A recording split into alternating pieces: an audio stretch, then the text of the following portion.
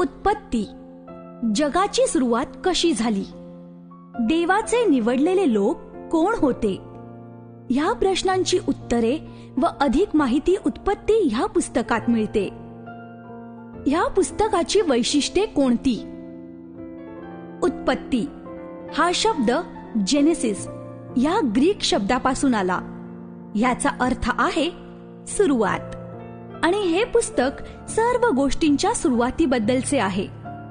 जगाची सुरुवात, मानवजातीची सुरुवात व इस्रायलाच्या लोकांची सुरुवात. उत्पत्ती हे विश्वासाचेही पुस्तक आहे. याचा अर्थ असा की हे प्रामुख्याने देव कोण आहे व तो जगाच्या निर्मितीपासून मानवी जीवनाशी कशा रीतीने संबंधित आहे ह्याबद्दल हे पुस्तक सांगते. हे पुस्तक का लिहिले गेले? इस्रायल लोकांच्या पूर्वजांनी त्यांच्या घराण्याचा इतिहास लिहिला नाही, परंतु त्यांनी गोष्टी सांगितल्या. ह्या गोष्टी ते एका पिढीकडून दुसऱ्या पिढीला सांगत आले. सरतेशेवटी देवाने जग कसे निर्माण केले व ते देवाचे लोक कसे झाले ह्याबद्दलची माहिती लोकांना उपलब्ध व्हावी म्हणून ह्या गोष्टी लिहिल्या गेल्या. आद्य मानवांनी एदेन बागेत देवाशी असलेले परिपूर्ण नातेसंबंध कसे तोडले ह्याचेही वर्णन ह्या पुस्तकात आहे. परंतु देवाने मनुष्य प्राण्यांच्या बाबतीत हार मानली नाही. देवाने अब्राम व साराय ह्यांना निवडून नंतर त्यांना अब्राहाम व सारा म्हणू लागले. त्यांचे उत्तर मेसोपोटेमिया भागातले घर सोडून कनान देशाकडे, म्हणजे परमेश्वराने अब्रामाला देऊ केलेल्या देशात त्यांच्या वंशजांसह पाठवले. तसेच देवाने अब्रामाला अभिवचन दिले की तो व त्याचे वंशज महान होतील व त्यांच्याद्वारे पृथ्वीवरील सर्व राष्ट्रे आशीर्वादित होतील. उत्पत्ती ह्या पुस्तकामध्ये असंख्य कुटुंबांच्या, घराण्यांच्या याद्या, वंशावळ्या दिलेल्या आहेत. त्यामुळे इस्रायली लोकांचे एकमेकांशी व प्राचीन पूर्वेकडील, मध्य पूर्वेकडील व उत्तर पूर्वेकडील आफ्रिकेची राष्ट्रे व लोक यांच्याशी कसे नातेसंबंध होते ते कळायला मदत होते. ह्या पुस्तकाची पार्श्वभूमी काय होती? परंपरेनुसार मोशे हा बायबलमधील उत्पत्तीसह पहिल्या 5 पुस्तकांचा लेखक व संकलक आहे असे मानले जाते. मोशेच्या जीवनाच्या कालावधीची निश्चिती करणे कठीण असले तरी बायबल, पहिले राजे 6:1 व इतर प्राचीन दस्तऐवज असा निर्देश करतात की तो काळ ख्रिस्तपूर्व 1400 ते 1250 दरम्यानचा असावा. ह्याप्रमाणे पाहता उत्पत्ती हा ग्रंथ 3300 वर्षे इतका जुना आहे. तरी गेल्या 2 शतकांमध्ये काही अभ्यासकांनी असे सुचवले आहे की उत्पत्तीचे पुस्तक मोशेनंतर बऱ्याच काळाने, म्हणजे बहुधा इस्रायली लोक बाबिलोनच्या बंदिवासात असताना ख्रिस्तपूर्व 587 ते 538 मध्ये पूर्ण झाले असावे. त्यांच्या लक्षात आले की बायबलमध्ये देवाने पृथ्वी निर्माण केली ह्याबाबतची 2 वर्णने असून त्यात किंचित फरक आहे. उत्पत्ती 1:1 ते 2 आणि 4 व 2:4 ते 25 त्या प्रत्येकामध्ये देवासाठी वेगळे नाव वापरले गेले आहे. त्यांना वाटले की हे पुस्तक वेगवेगळ्या लेखकांनी लिहिले असावे, जणू प्रत्येकाने त्याच्याकडे असलेल्या महत्वाच्या गोष्टी व इतिहास ह्यांचे या इस्रायली पूर्वजांच्या कौटुंबिक संग्रहाला योगदान दिले असावे. परंतु हे पुस्तक कोणी लिहिले आहे यामुळे काही फरक पडत नाही. त्यातील मुख्य संदेश स्पष्ट आहे. अब्राहम, सारा व त्यांचे वंशज इस्रायली लोक ह्यांचा देव हा जगाचा निर्माणकर्ता असून इतिहासात तो सर्व लोकांना वाचवण्याचे काम करतो. ह्या पुस्तकाची रचना कशी आहे? उत्पत्ती ह्या पुस्तकाचे 2 मुख्य विभाग करता येतील. अध्याय 1 ते 11 मध्ये जगाची निर्मिती, सुरुवातीच्या मानवी कुटुंबाची निर्मिती, तसेच महाजलप्रलय व निरनिराळ्या भाषांची निर्मिती. तर अध्याय 12 ते 50 मध्ये इस्रायलाच्या पूर्वजांची कहाणी सांगितलेली आहे. अब्राहम व सारा यांच्या साहसी प्रवासाने सुरुवात करून त्यांचा नातू याकोब ह्याचे कुटुंब मिसर देशात राहू लागते. येथे ही कहाणी संपते. या पुस्तकाची विस्तृत रूपरेषा या 2 मुख्य विभागांत आहे. उत्पत्ती अध्याय 1. जगाची आणि मानवाची निर्मिती. प्रारंभी देवाने आकाश व पृथ्वीही उत्पन्न केली, आणि पृथ्वी आकारविरहित व शून्य होती.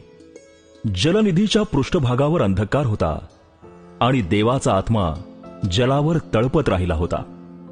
तेव्हा देव बोलला, प्रकाश हो, आणि प्रकाश झाला. देवानं प्रकाश पाहिला की तो चांगला आहे. आणि देवाने प्रकाश व अंधकार हे एकमेकांपासून वेगळे केले. देवाने प्रकाशाला दिवस व अंधकाराला रात्र म्हटले. आणि संध्याकाळ झाली व सकाळ झाली, हा पहिला दिवस. मग देव बोलला, जलांच्या मध्यभागी अंतराळ हो, व ते जलांना दुभागणारे हो. असे देवाने अंतराळ केले, आणि अंतराळाखालच्या व वरच्या जलांस वेगळे केले, आणि तसे झाले. देवाने अंतराळाला आकाश म्हटले. आणि संध्याकाळ झाली व सकाळ झाली, हा दुसरा दिवस. मग देव बोलला, आकाशाखालच्या जलांचा एका ठिकाणी संचय हो, व कोरडी जमीन दृष्टीस पडो. आणि तसे झाले. देवाने कोरड्या जमिनीला भूमी म्हटले, व जलांच्या संचयाला समुद्र म्हटले. देवाने पाहिले की हे चांगले आहे. तेव्हा देव बोलला, हिरवळ, बीज देणारी वनस्पती आणि आपापल्या परी सबीज फळे देणारी फळझाडे भूमी आपल्यावर उपजवो. आणि तसे झाले. हिरवळ, आपापल्या परी बीज देणारी वनस्पती व आपापल्या परी सबीज फळे देणारी फळझाडे भूमीने उपजवली. देवाने पाहिले की हे चांगले आहे. आणि संध्याकाळ झाली व सकाळ झाली, हा तिसरा दिवस. मग देव बोलला, दिवस व रात्र ही भिन्न करण्यासाठी आकाशाच्या अंतराळात ज्योती होत. त्या चिन्हे, ऋतू, दिवस व वर्षे दाखवणाऱ्या होत. पृथ्वीला प्रकाश देण्यासाठी आकाशाच्या अंतराळात त्या ज्योती होत. आणि तसे झाले. देवाने 2 मोठ्या ज्योती केल्या, दिवसावर प्रभुत्व चालवण्यासाठी मोठी ज्योत, आणि रात्रीवर प्रभुत्व चालवण्यासाठी लहान ज्योत. आणि त्याने तारेही केले. पृथ्वीवर प्रकाश पाडावा, दिवस व रात्र यावर प्रभुत्व चालवावे, आणि प्रकाश व अंधकार यांना भिन्न करावे. म्हणून देवाने आकाशाच्या अंतराळात त्या ज्योती ठेवल्या. देवाने पाहिले की हे चांगले आहे. आणि संध्याकाळ झाली व सकाळ झाली, हा चौथा दिवस. मग देव बोलला, जीवजंतूंच्या थव्यांनी जले भरून जावोत, आणि पृथ्वीवरून आकाशाच्या अंतराळात पक्षी उड्डाण करोत. प्रचंड जलचर, जलात गजबजणारे व संचार करणारे प्रत्येक जातीचे सर्व जीव आणि प्रत्येक सपक्ष प्राणी देवाने निर्माण केले. देवाने पाहिले की हे चांगले आहे. देवाने त्यांना आशीर्वाद दिला, फलद्रूप व्हा, बहुगुणित व्हा, समुद्रातील पाणी व्यापून टाका, आणि पृथ्वीवर पक्षी बहुगुणित होत. आणि संध्याकाळ झाली व सकाळ झाली, हा 5वा दिवस. मग देव बोलला, प्रत्येक जातीचे ग्रामपशु, रांगणारे प्राणी व वनपशु असे जीवधारी प्राणी पृथ्वी उपजवो. आणि तसे झाले. असे प्रत्येक जातीचे वनपशु, ग्रामपशु व जमिनीवर रांगणारे जीव देवाने निर्माण केले. देवाने पाहिले की हे चांगले आहे. मग देव बोलला, आपल्या प्रतिरूपाचा व आपल्याशी सदृश्य असा मनुष्य आपण निर्माण करू. समुद्रातील मासे, आकाशातील पक्षी, ग्रामपशु, अवघी पृथ्वी आणि पृथ्वीवर रांगणारे सर्व प्राणी यावर ते सत्ता चालवतील. देवाने आपल्या प्रतिरूपाचा मनुष्य निर्माण केला. देवाचे प्रतिरूप असा तो निर्माण केला. नर व नारी अशी ती निर्माण केली. देवाने त्यांना आशीर्वाद दिला. देव त्यांना म्हणाला, फलद्रूप व्हा, बहुगुणित व्हा, पृथ्वी व्यापून टाका व ती सत्तेखाली आणा. समुद्रातील मासे, आकाशातील पक्षी व पृथ्वीवर संचार करणारे सर्व प्राणी यावर सत्ता चालवा. देव म्हणाला, पहा, अवघ्या भूतलावरील बीज देणारी प्रत्येक वनस्पती व सबीज फळे देणारे प्रत्येक झाड मी तुम्हास देतो. हे तुमचे अन्न होतील. त्याचप्रमाणे पृथ्वीवरील सर्व पशु, आकाशातील सर्व पक्षी व पृथ्वीवर संचार करणारे सर्व जीवधारी प्राणी यांना अवघी हिरवळ खाण्यासाठी देतो. आणि तसे झाले. आपण केलेले सर्व फार चांगले आहे असे देवाने पाहिले. संध्याकाळ झाली व सकाळ झाली, हा 6वा दिवस.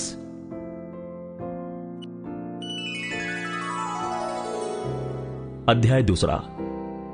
याप्रमाणे आकाश, पृथ्वी आणि तेथील सर्व काही सिद्ध झाले. देवाने केलेले आपले काम 7व्या दिवशी संपवले. केलेल्या सर्व कामापासून त्याने 7व्या दिवशी विसावा घेतला.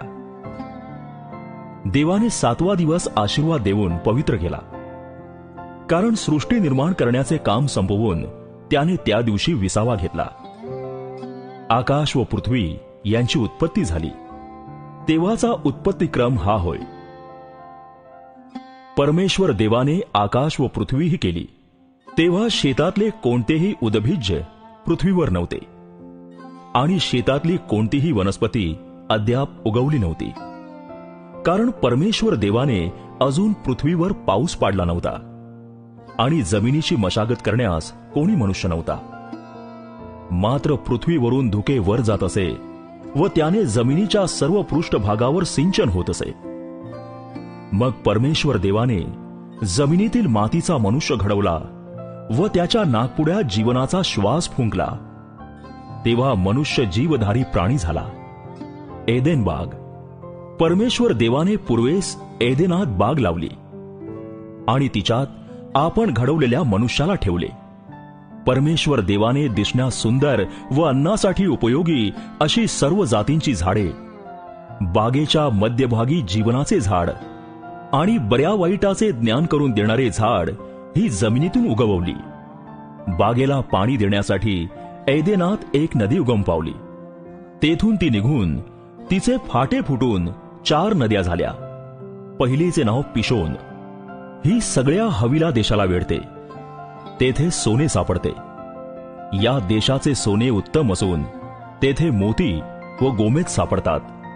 दुसऱ्या नदीचे नाव गिहोन. ही सगळ्या कुश देशाला वेढते. तिसऱ्या नदीचे नाव हिद्दकेल.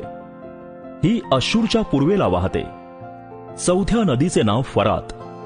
परमेश्वर देवाने मनुष्यास एदेन बागेत नेऊन तिची मशागत व राखण करायला ठेवले. तेव्हा परमेश्वर देवाने आदामाला अशी आज्ञा दिली की बागेतील वाटेल त्या झाडाचे फळ यथेच्छ खा, पण बऱ्या वाईटाचे ज्ञान करून देणाऱ्या झाडाचे फळ खाऊ नको, कारण ज्या दिवशी त्याचे फळ तू खाशील त्या दिवशी तू खास मरशील. मग परमेश्वर देव बोलला, मनुष्य एकटा असावा हे बरे नाही, तर त्याच्यासाठी अनुरूप सहाय्यक मी करीन.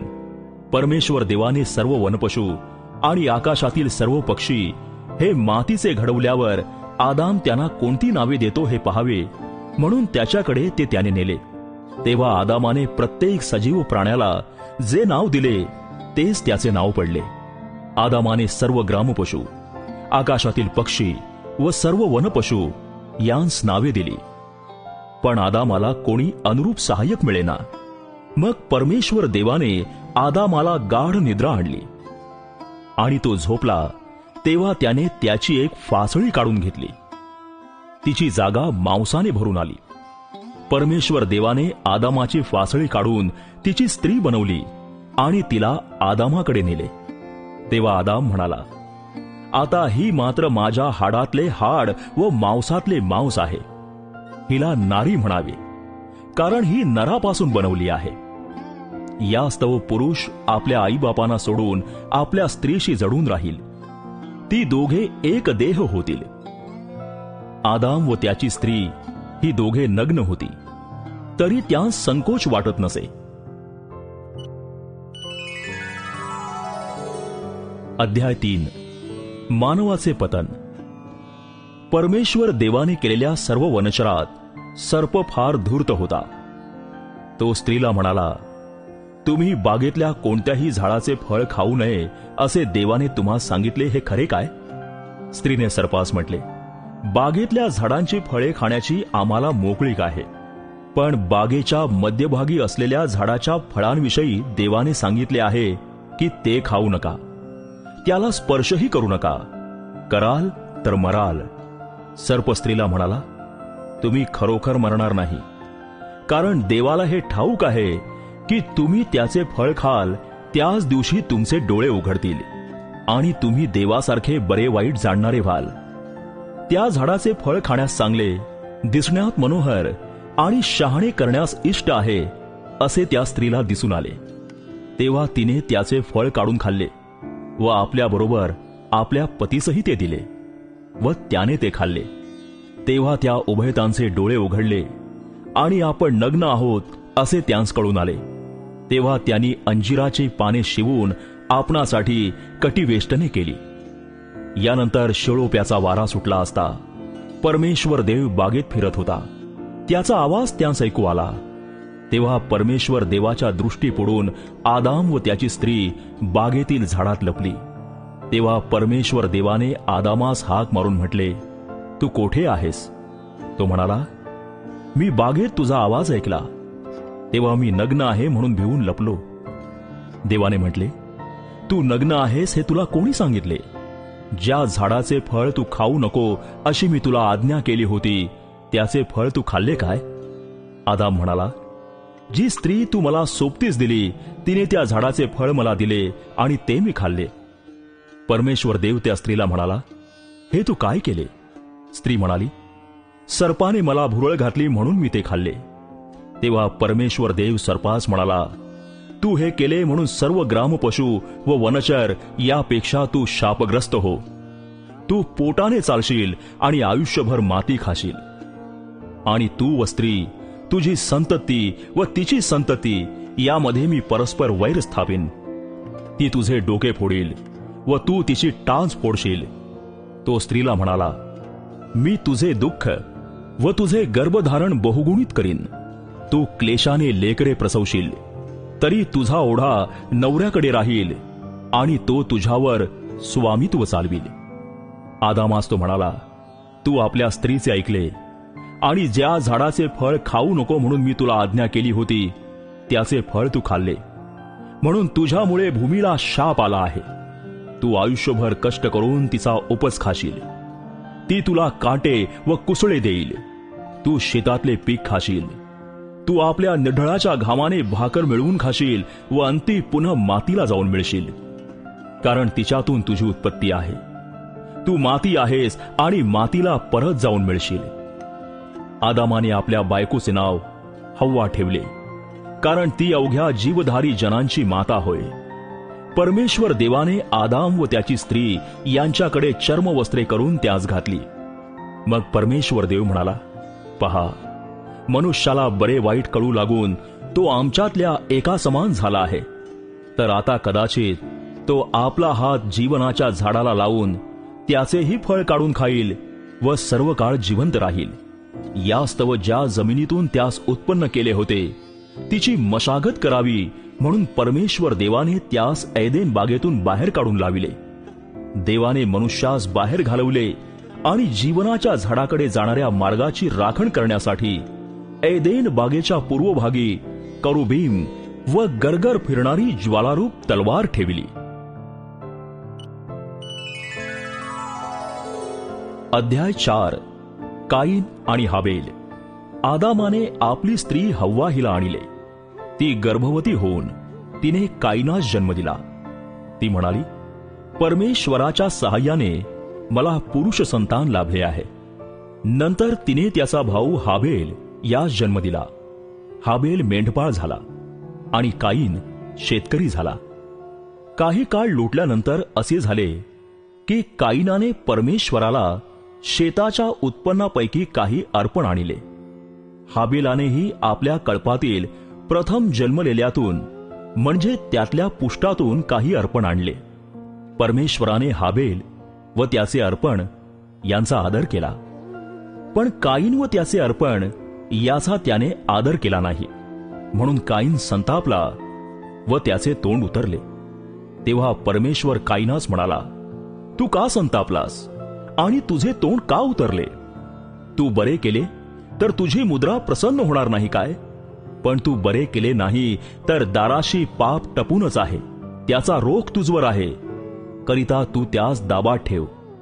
मग काईनाचे त्याचा भाऊ हाबेल याच्याशी बोलणे झाले, आणि असे झाले की ते शेतात असता काईनाने आपला भाऊ हाबेल याचवर चालून जाऊन त्यास ठार केले. मग परमेश्वराने काईनास विचारले, तुझा भाऊ हाबेल कोठे आहे? तो म्हणाला, मला ठाऊक नाही. मी काय माझ्या भावाचा राखणदार आहे? तो म्हणाला, तू हे काय केले? ऐक, तुझ्या भावाचे रक्त भूमीतून मजकडे ओरड करीत आहे. तर आता तुझ्या हातून तुझ्या भावाचे पडलेले रक्त प्राशन करण्यास ज्या भूमीने तोंड उघडले आहे तिचा तुला शाप आहे. तू जमिनीची मशागत करशील तेव्हा ती यापुढे तुला आपले सत्व देणार नाही. तू पृथ्वीवर परागंदा व भटकणारा होशील. तेव्हा काईन परमेश्वरास म्हणाला, हा माझा दंड मला सोसवणार नाही, इतका भारी आहे. पहा, या जमिनीवरून तू मला आज हाकून दिले आहेस. मी तुझ्या दृष्टीपुढून लपलेला असेन. मी पृथ्वीवर परागंदा व भटकणारा होणार, आणि ज्या कोणाला मी सापडेन तो मला ठार करेल असे होईल. परमेश्वर त्यास म्हणाला, तर मग जो कोणी काईनास ठार मारेल त्याचा 7 पट सूड घेण्यात येईल.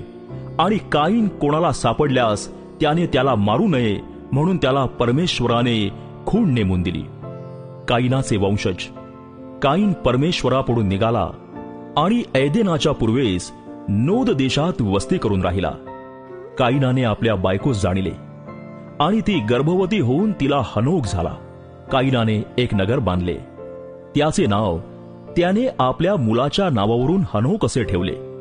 हनोखाला इराद झाला, इरादाला महुयाएल झाला, महुयाएलास मथुशाएल झाला, आणि मथुशाएलास लामेक झाला. लामेखाने 2 बायका केल्या. पहिलीचे नाव आदा व दुसरीचे नाव सिल्ला. आदा हिला याबाल झाला. तो पाल देऊन राहणारे व गुरेढोरे पाळणारे यांचा मूळ पुरुष झाला. त्याच्या भावाचे नाव युबाल असे होते. तो तंतुवाद्ये व वायुवाद्ये वाजवणाऱ्या सर्वांचा मूळ पुरुष झाला. सिल्ला हिलाही तुबल काईन झाला. तो तांब्याची व लोखंडाची धारेची सर्व प्रकारची हत्यारे घडवणारा झाला. आणि तुबल काईनास नामा नावाची बहीण होती. लामेक आपल्या बायकास म्हणाला, आदा आणि सिल्ला, तुम्ही माझी वाणी ऐका. लामेखाच्या बायकानो, माझ्या भाषणाकडे कान द्या. एका पुरुषाने मला घाय केला, एका तरुणाने मला प्रहार केला, म्हणून मी त्याला ठार मारले. काईनाबद्दल 7 पट सूड घ्यावयाचा तर लामेखाबद्दल 77 पट घेण्यात येईल. शेथाचे वंशज. आदामाने आपल्या बायकोस पुनः जाणिले आणि तिला मुलगा झाला. त्याचे नाव तिने शेथ ठेविले. ती म्हणाली, काईनाने हाबिलाचा घात केला म्हणून देवाने त्याच्या जागी मला दुसरे अपत्य दिले आहे. शेथ याला मुलगा झाला आणि त्याचे नाव त्याने अनोश असे ठेविले. त्या काळापासून लोक परमेश्वराच्या नावाने प्रार्थना करू लागले. आदामाचे वंशज. आदामाच्या वंशावळीची नोंद येणेप्रमाणे. देवाने मनुष्य उत्पन्न केला त्यावेळी त्याने तो आपल्याशी सदृश्य केला. त्याने त्यास नर व नारी अशी उत्पन्न केली व त्यास आशीर्वाद दिला आणि त्यास उत्पन्न केले. त्यावेळी त्यास आदाम हे नाव दिले. आदाम 130 वर्षांचा झाल्यावर त्याला त्याच्याशी सदृश्य त्याच्या प्रतिरूपाचा मुलगा झाला. त्याचे नाव त्याने शेथ ठेविले. शेथ झाल्यावर आदाम 800 वर्ष जगला व त्यास आणखी मुलगे व मुली झाल्या. आदाम एकंदर 930 वर्षे जगला, मग तो मरण पावला. शेत 105 वर्षांचा झाल्यावर त्यास अनोश झाला. अनोश झाल्यावर शेत 807 वर्षे जगला व त्यास आणखी मुलगे व मुली झाल्या. शेताचे एकंदर आयुष्य 912 वर्षांचे झाले, मग तो मरण पावला. अनोश 90 वर्षांचा झाल्यावर त्यास केनान झाला. केनान झाल्यावर अनोश 815 वर्षे जगला व त्यास आणखी मुलगे व मुली झाल्या. अनोशाचे एकंदर आयुष्य 905 वर्षांचे झाले, मग तो मरण पावला. केनान 70 वर्षांचा झाल्यावर त्यास महल्लेल झाला. महल्लेल झाल्यावर केनान 840 वर्षे जगला व त्यास आणखी मुलगे व मुली झाल्या. केनानाचे एकंदर आयुष्य 910 वर्षांचे झाले. मग तो मरण पावला. महल्लेल 65 वर्षांचा झाल्यावर त्यास यारेद झाला. यारेद झाल्यावर महल्लेल 830 वर्षे जगला व त्यास आणखी मुलगे व मुली झाल्या. महल्लेल याचे एकंदर आयुष्य 895 वर्षांचे झाले. मग तो मरण पावला. यारेद 162 वर्षांचा झाल्यावर त्यास हनोक झाला. हनोक झाल्यावर यारेद 800 वर्षे जगला व त्यास आणखी मुलगे व मुली झाल्या. यारेदाचे एकंदर आयुष्य 962 वर्षांचे झाले. मग तो मरण पावला. हनोक 65 वर्षांचा झाल्यावर त्यास मथुशलह झाला. मथुशलह झाल्यावर हनोक 300 वर्ष देवाबरोबर चालला व त्यास आणखी मुलगे व मुली झाल्या. हनोखाचे एकंदर आयुष्य 365 वर्षांचे झाले. हनोक देवाबरोबर चालला. त्यानंतर तो नव्हता, कारण देवाने त्याला नेले. मथुशलह 187 वर्षांचा झाल्यावर त्यास लामेक झाला. लामेक झाल्यावर मथुशलह 782 वर्षे जगला व त्यास आणखी मुलगे व मुली झाल्या. मथुशलहाचे एकंदर आयुष्य 969 वर्षांचे झाले. मग तो मरण पावला. लामेक 182 वर्षांचा झाल्यावर त्यास मुलगा झाला. त्याचे नाव त्याने नोहा असे ठेवले. तो म्हणाला, जी भूमी परमेश्वराने शापिली तिच्या संबंधाचे आमचे काम व आमच्या हातचे कष्ट याविषयी हा आमचे सांत्वन करील.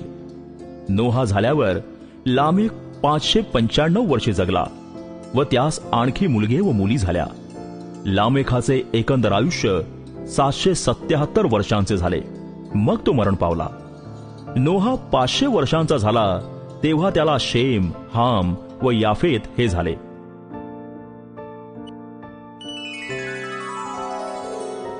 अध्याय 6. मानवाची दुष्टाई. नंतर भूतलावर मनुष्यांची वाढ होऊ लागली आणि त्यांस कन्या झाल्या. तेव्हा मानव कन्या सुंदर आहेत असे देवपुत्रांनी पाहिले व त्यातल्या ज्या त्यांना आवडल्या त्या त्यांनी बायका केल्या. तेव्हा परमेश्वर म्हणाला, मनुष्य भ्रांत झाल्यामुळे माझ्या आत्म्याची त्याच्या ठाई सर्वकाळ सत्ता राहणार नाही. तो देहधारी आहे, तथापि मी त्याला 120 वर्षांचा काळ देईन. त्या काळी भूतलावर महाकाय होते. पुढे देवपुत्र मानव कन्यांपाशी गेले तेव्हा त्यांस पुत्र झाले. ते प्राचीन काळचे महावीर असून नामांकित पुरुष होऊन गेले. पृथ्वीवर मानवांची दुष्टाई फार आहे. त्यांच्या मनातील येणाऱ्या विचारांच्या सर्व कल्पना केवळ एकसारख्या वाईट असतात असे परमेश्वराने पाहिले. म्हणून मानव पृथ्वीवर उत्पन्न केल्याचा परमेश्वराला अनुताप झाला आणि त्याच्या चित्ताला खेद झाला. तेव्हा परमेश्वर म्हणाला, मी उत्पन्न केलेल्या मानवास भूतलावरून नष्ट करीन. मानव, पशु, रांगणारे प्राणी, आकाशातील पक्षी हे सारे नाहीसे करीन, कारण त्यांस उत्पन्न केल्याचा मला अनुताप झाला आहे. परंतु नोहावर परमेश्वराची कृपादृष्टी होती. नोहा तारू बांधतो. नोहाची वंशावळी येणेप्रमाणे. नोहा हा आपल्या काळच्या लोकांमध्ये नीतिमान आणि सात्विक मनुष्य होता. नोहा देवाबरोबर चालला. नोहाला शेम, हाम व याफेत असे 3 मुलगे झाले. त्या काळी देवाच्या दृष्टीने पृथ्वी भ्रष्ट झाली होती. ती जाच जुलमानी भरली होती. देवाने पृथ्वीकडे अवलोकन केले. तो पहा, ती भ्रष्ट होती, कारण पृथ्वीवरील सर्व प्राणी मात्रांनी आपली चाल चलणूक बिघडवली होती. मग देव नोहाला म्हणाला, सर्व प्राण्यांचा अंत करण्याचे माझ्या मनात आले आहे, कारण त्यांच्यामुळे पृथ्वीवर जाच जुलूम माजला आहे. पहा, मी पृथ्वीसह त्यांचा नाश करीन. तू आपल्यासाठी गोफेर लाकडाचे तारू कर. त्या तारवात कोठड्या कर आणि त्यास आतून व बाहेरून डांबर लाव. तारू करावयाचे ते असे, त्याची लांबी 300 हात, रुंदी 50 हात व उंची 30 हात असावी. तारवास उजेडासाठी खिडकी कर. तिचा माथा वरपासून 1 हात असेल अशी ती कर. तारवाच्या एका बाजूस दार ठेव. त्याला खालचा, दुसरा व तिसरा असे मजले कर. पहा, ज्यांच्या ठाई प्राण आहे असे सर्व देहधारी आकाशाखालून नाहीसे करावे, म्हणून मी पृथ्वीवर प्रलयाचे पाणी आणतो. पृथ्वीवर जे काही आहे ते नष्ट होईल. तरी तुझशी मी आपला करार स्थापित करीतो. तू आपले मुलगे, आपली स्त्री व आपल्या सुना यांस घेऊन तारवात जा. सर्व प्राण्यांच्या प्रत्येक जातीतून नर व मादी अशी 2-2 जिवंत राखण्यासाठी आपल्याबरोबर तारवात ने. पक्ष्यांच्या प्रत्येक जातीतून, पशूच्या प्रत्येक जातीतून आणि भूमीवर रांगणाऱ्या प्राण्यांच्या प्रत्येक जातीतून 2-2 प्राणरक्षणार्थ तुझकडे येतील. खाण्यात येते ते सर्व प्रकारचे अन्न आपल्यापाशी आणून त्याचा साठा कर. ते तुला व त्यांना खावयास मिळेल. नोहाने तसे केले. देवाने त्याला जे काही सांगितले ते त्याने केले.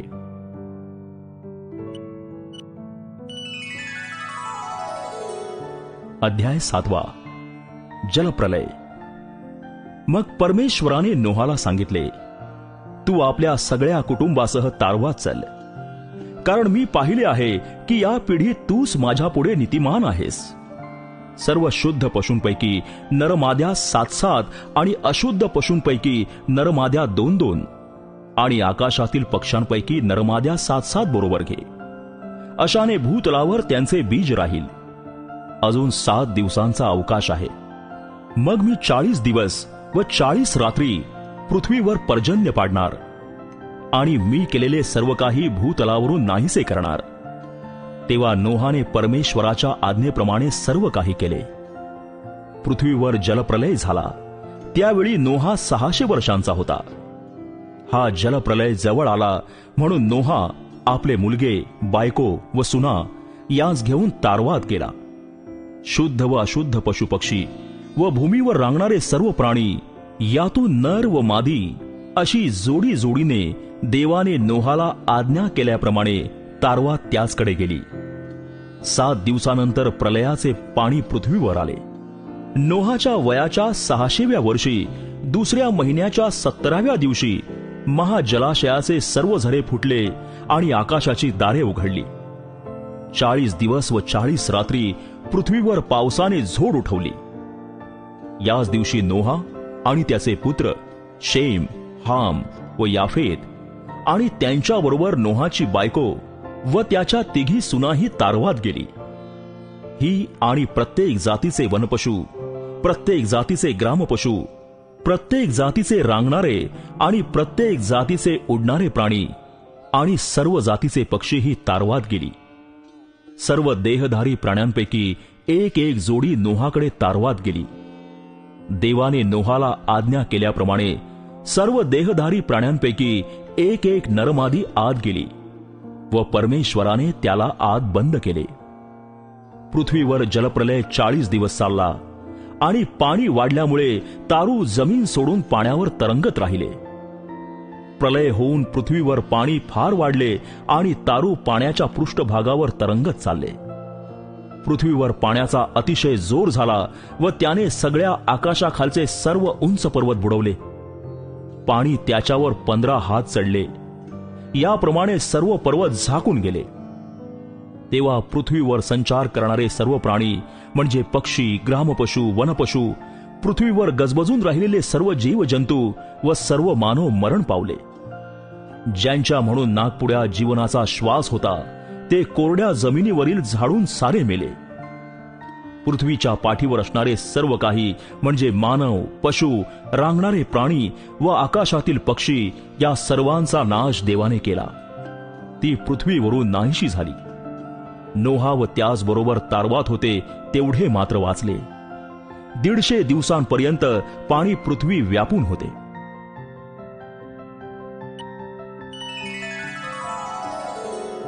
अध्याय 8. जलप्रलयाचा शेवट. मग देवाने नोहा व तारवात, त्याच्या बरोबर असलेले वनपशु आणि ग्रामपशु या सर्वांची आठवण केली. देवाने पृथ्वीवर वारा वाहविला तेव्हा पाणी ओसरू लागले. जलाशयाचे झरे व आकाशाची द्वारे बंद झाली आणि आकाशातून पावसाची झोड थांबली. पृथ्वीवरचे पाणी एकसारखे हटत गेले. 150 दिवस संपल्यावर पाणी ओसरत गेले. 7व्या महिन्याच्या 17व्या दिवशी अरारात पर्वतावर तारू टेकले. 10व्या महिन्यापर्यंत पाणी एकसारखे ओसरत होते व 10व्या महिन्याच्या पहिल्या दिवशी पर्वताचे माथे दिसू लागले. याला 40 दिवस लोटल्यावर नोहाने तारवास जी खिडकी केली होती ती त्याने उघडली आणि एक कावळा बाहेर सोडला. तो पृथ्वीवरले पाणी सुकेपर्यंत इकडे तिकडे फिरत राहिला. पाणी भूपृष्ठावरून आटले किंवा नाही हे पाहण्यासाठी त्याने एक कबूतर बाहेर सोडिले.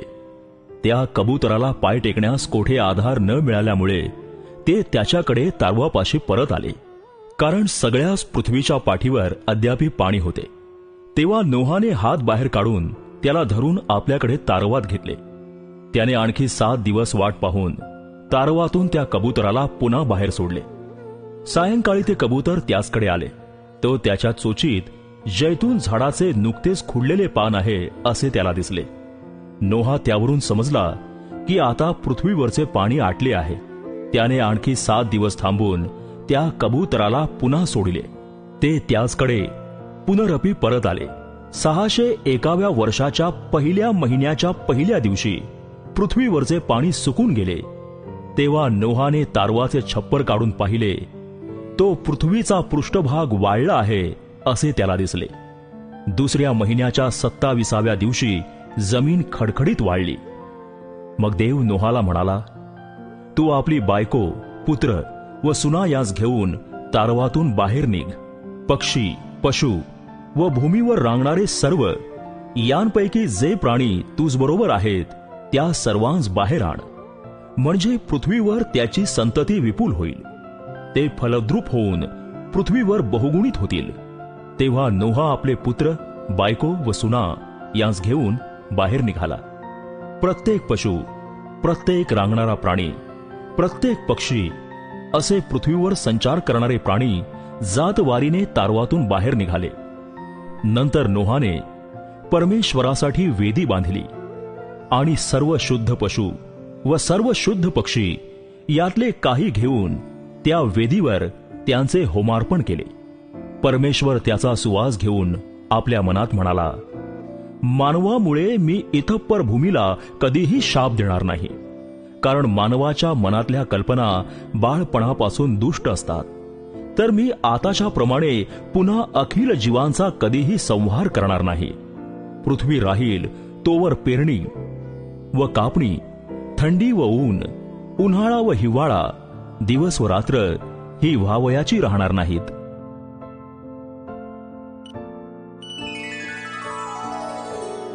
अध्याय 9. देवाचा नोहाशी करार.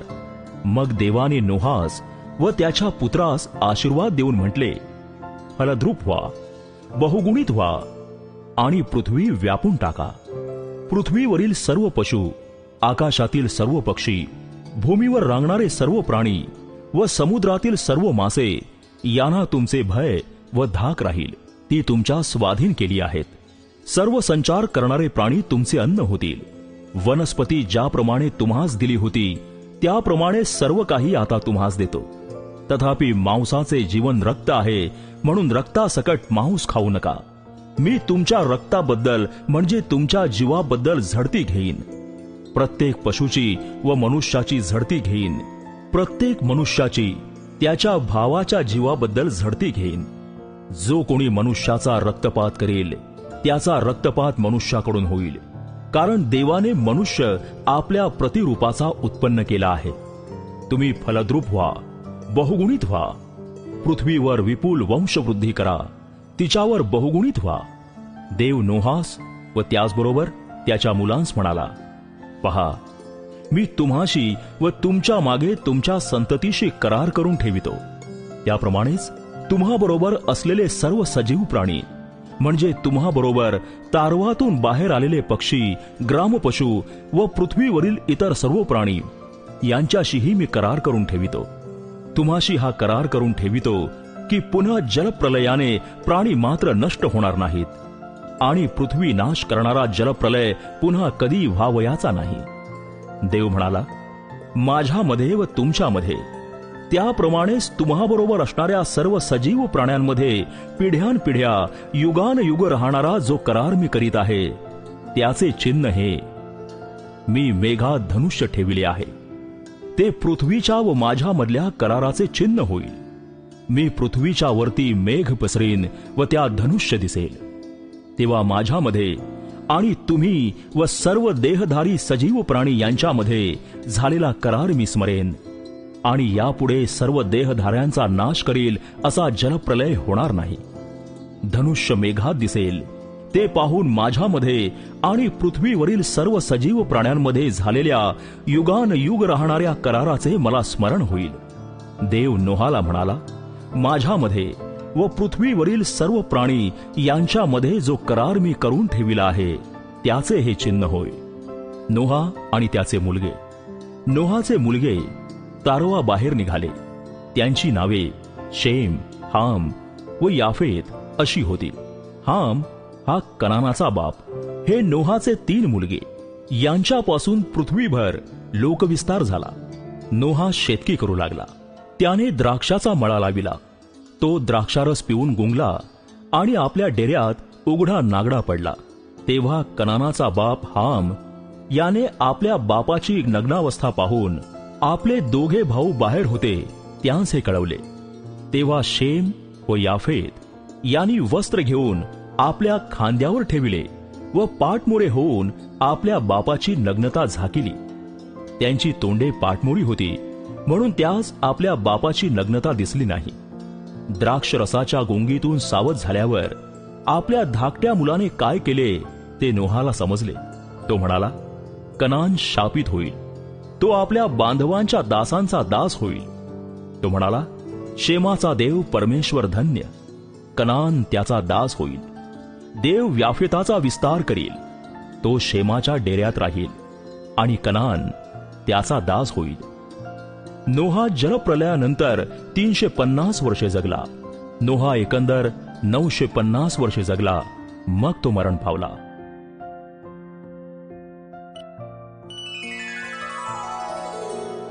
अध्याय 10. नोहाच्या मुलांचे वंशज.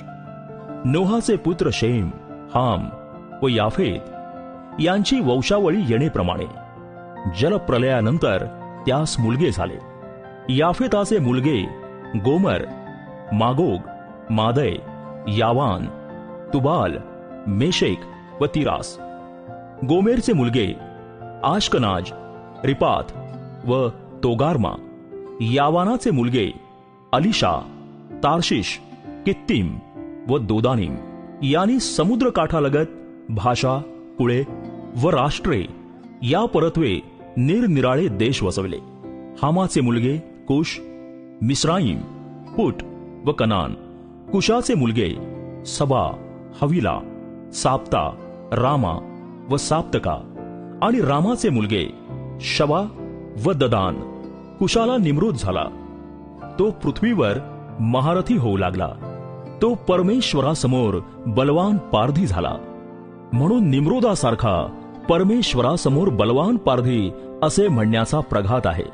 शिनार देशात बाबेल, एरक, अक्काद व कालने ही त्याच्या राज्याचा आरंभ होत. त्या देशातून तो पुढे अश्शुरास गेला व त्याने निनवे, रहोबोत ईर व कालही वसवली.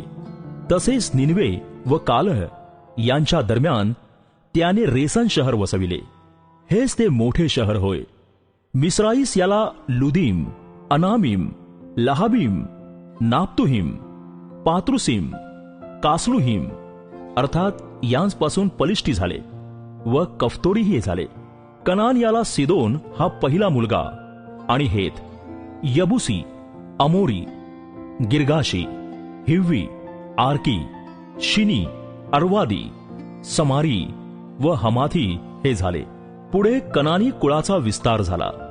कनान्याची सीमा सिदोनाहून गरारास जाण्याच्या वाटेवर गज्जापर्यंत आणि सदोम, गमोरा, आदमा व सबोईम याकडे जाण्याच्या वाटेवर लेशापर्यंत होती. कुळे, भाषा, देश व राष्ट्रे या परत्वे वर सांगितलेली हामाची संतती होय.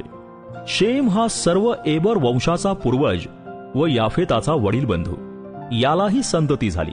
शेमाचे मुलगे एलाम, अश्शूर, अर्पक्षद, लुद व अराम. अरामाचे मुलगे उस, हुल, गेतेर व मश. अर्पक्षदास शेलह झाला व शेलहास एबर झाला. एबरास 2 मुलगे झाले. एकाचे नाव पेलेग होते, कारण त्याच्या वेळी पृथ्वीची वाटणी झाली. त्यांच्या भावाचे नाव यक्तान होते. यक्तानास अल्मोदाद, शेलेफ, हसरमावेत, येरह, हदोराम, उजाल, दिक्ला, ओबाल, एबिमाएल, शबा, ओफीर, हविला व योबाब असे मुलगे झाले. हे सगळे यक्तानाचे मुलगे. त्यांची वस्ती मेषापासून पूर्वेकडील डोंगर सफार याकडे जाण्याच्या वाटेवर होती. कुळे, भाषा, देश व राष्ट्रे या परत्वे ही शेमाची संतती होय. पिढ्या व राष्ट्रे या परत्वे ही नोहाच्या वंशजांची कुळे सांगितली आहेत. जलप्रलयानंतर त्यांची पृथ्वीवर भिन्न भिन्न राष्ट्रे झाली. अध्याय 11. बाबेल येथील बुरुज. सर्व पृथ्वीची एकच भाषा, एकच बोली होती. पुढे असे झाले की पूर्वेकडे जाता जाता त्या लोकांस शिनार देशात एक मैदान लागले. तेथे त्यांनी वस्ती केली. ते एकमेकांस म्हणाले, चला आपण विटा करून पक्क्या भाजू. त्यांनी दगडाऐवजी विटा आणि चुन्याऐवजी डांबर वापरले. मग ते म्हणाले, चला आपणासाठी एक नगर आणि गगनचुंबी शिखराचा एक बुरुज बांधू आणि आपले नाव करू, म्हणजे सर्व पृथ्वीच्या पाठीवर आपली पांगापांग होणार नाही. तेव्हा मानव पुत्र नगर व बुरुज बांधित होते. ती पाहण्यास परमेश्वर उतरला. परमेश्वर म्हणाला, पहा, हे लोक एक आहेत. या सर्वांची भाषाही एकच आहे व ही यांच्या कृत्यांची सुरुवात आहे. आणि हे जे काही करण्याचे योजतील ते करण्यास यांना कशानेही अटकाव होणार नाही. तर चला आपण खाली जाऊन यांच्या भाषेचा घोटाळा करू, म्हणजे यांस एकमेकांची भाषा समजावयाची नाही. नंतर परमेश्वराने तेथून त्या सर्व पृथ्वीच्या पाठीवर पांगवले. याप्रमाणे त्यांचे नगर बांधावयाचे राहिले. म्हणून त्या नगराचे नाव बाबेल असे पडले, कारण त्या ठिकाणी परमेश्वराने सगळ्या पृथ्वीच्या भाषेचा घोटाळा करून तेथून त्यास सर्व पृथ्वीच्या पाठीवर पांगवले. शेमाचे वंशज.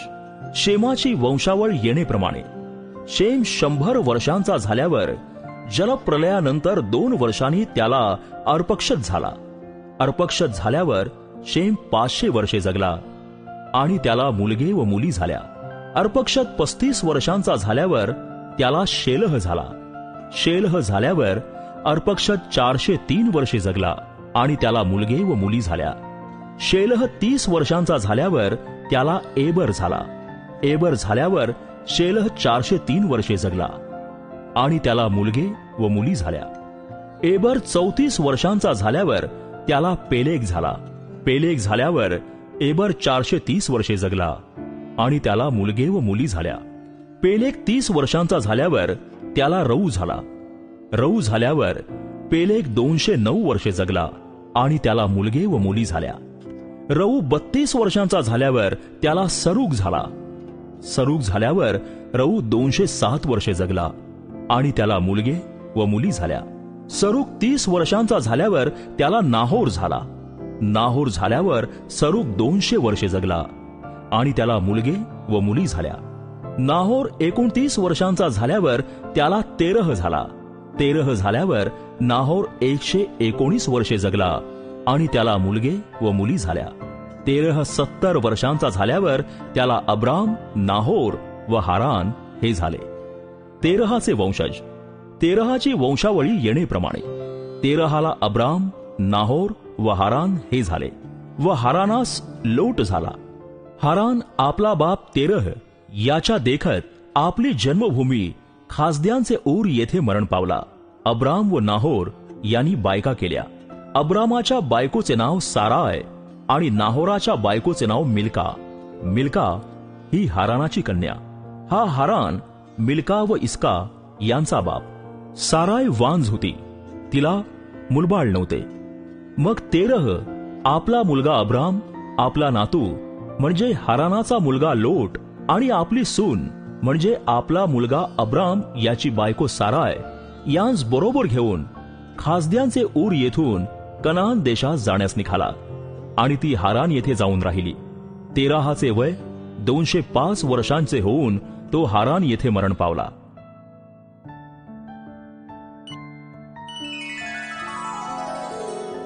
अध्याय 12. अब्रामास देवाचे पाचारण. परमेश्वराने अब्रामास सांगितले, तू आपला देश, आपले नातेवाईक व आपल्या बापाचे घर सोडून मी दाखवीन त्या देशात जा. मी तुझपासून मोठे राष्ट्र निर्माण करीन. मी तुला आशीर्वाद देईन. तुझे नाव मोठे करीन. तू आशीर्वादित होशील. तुझे जे अभिष्ट चिंतितील त्यांचे मी अभिष्ट करीन. तुझे जे अनिष्ट चिंतितील त्यांचे मी अनिष्ट करीन. तुझ्याद्वारे पृथ्वीवरील सर्व कुळे आशीर्वादित होतील. परमेश्वराच्या आज्ञेप्रमाणे अब्राम निघून गेला व त्याचबरोबर लोट गेला. हारान येथून निघते वेळी अब्रामाचे वय 75 वर्षांचे होते. आपली बायको साराय, आपला पुतण्या लोट, त्यांनी मिळवलेली सर्व मालमत्ता आणि हारान येथे त्यांनी मिळवलेली माणसे ही घेऊन अब्राम कनान देशात जावयास निघाला व कनान देशात ते जाऊन पोहोचले. अब्राम त्या देशातून शखेमाच्या ठिकाणी मोरे येथील एलोन झाडापाशी गेला. त्या काळी त्या देशात कनानी लोक राहत होते. परमेश्वर अब्रामास दर्शन देऊन म्हणाला, हा देश मी तुझ्या संतानाला देणार. परमेश्वराने त्याला दर्शन दिले म्हणून त्याने तेथे परमेश्वराची एक वेदी बांधिली. मग तो तेथून निघाला आणि बेथेलच्या पूर्वेकडे डोंगर होता तेथे जाऊन त्याने डेरा दिला. त्याच्या पश्चिमेस बेथेल होते व पूर्वेस आय होते. तेथे त्याने परमेश्वराची वेदी बांधिली आणि परमेश्वराच्या नावाने प्रार्थना केली. तेथून निघून अब्राम प्रवास करीत नेगेबकडे गेला. अब्रामाचे मिसर देशात वास्तव्य. पुढे देशात दुष्काळ पडला. तेव्हा काही दिवस मिस्रात जाऊन राहावे म्हणून अब्राम तिकडे निघून गेला, कारण त्या देशातला दुष्काळ फार तीव्र होता. तो मिस्रात प्रवेश करणार तो आपली बायको साराय हिला म्हणाला, पहा, तू दिसावयाला सुंदर स्त्री आहेस हे मला ठाऊक आहे. तुला मिस्री लोक पाहतील तेव्हा ही याची बायको आहे असे म्हणतील आणि मला मारून टाकून तुला जिवंत ठेवतील. तर मी याची बहीण आहे असेच तू सांग, म्हणजे तुझ्यामुळे माझे बरे होईल आणि तुझ्या योगे माझा जीव वाचेल. मग अब्राम मिसर देशात जाऊन पोहोचला. तेव्हा ती स्त्री फार सुंदर आहे असे मिस्र्यांनी पाहिले. फारोच्या सरदारांनी तिला पाहून फारोपाशी तिची प्रशंसा केली आणि तिला त्याच्या घरी नेऊन ठेविले. तिच्यामुळे त्याने अब्रामाचे बरे केले आणि त्याला मेंढरे, बैल, गाढव, दास, दासी, गाढवी व उंट मिळाले. तरी अब्रामाची स्त्री साराय हिच्या पायी परमेश्वराने फारो व त्याचे घराणे यास भारी पीडा भोगावयास लाविली. तेव्हा फारोने अब्रामास बोलावून म्हटले, तू मला हे काय केले? ही तुझी बायको आहे हे तू मला का नाही सांगितले? ती तुझी बहीण आहे म्हणून तू मला का सांगितले? मी तिला आपली बायको करण्यासाठी माझ्याकडे ठेविले होते. तर आता ही पहा तुझी बायको, हिला घेऊन जा. तेव्हा फारोने आपल्या दासांना त्याच्या संबंधाने हुकूम केला आणि त्याने त्याची बायको व त्याचे जे काही होते त्यासह त्याला वाटेस लाविले.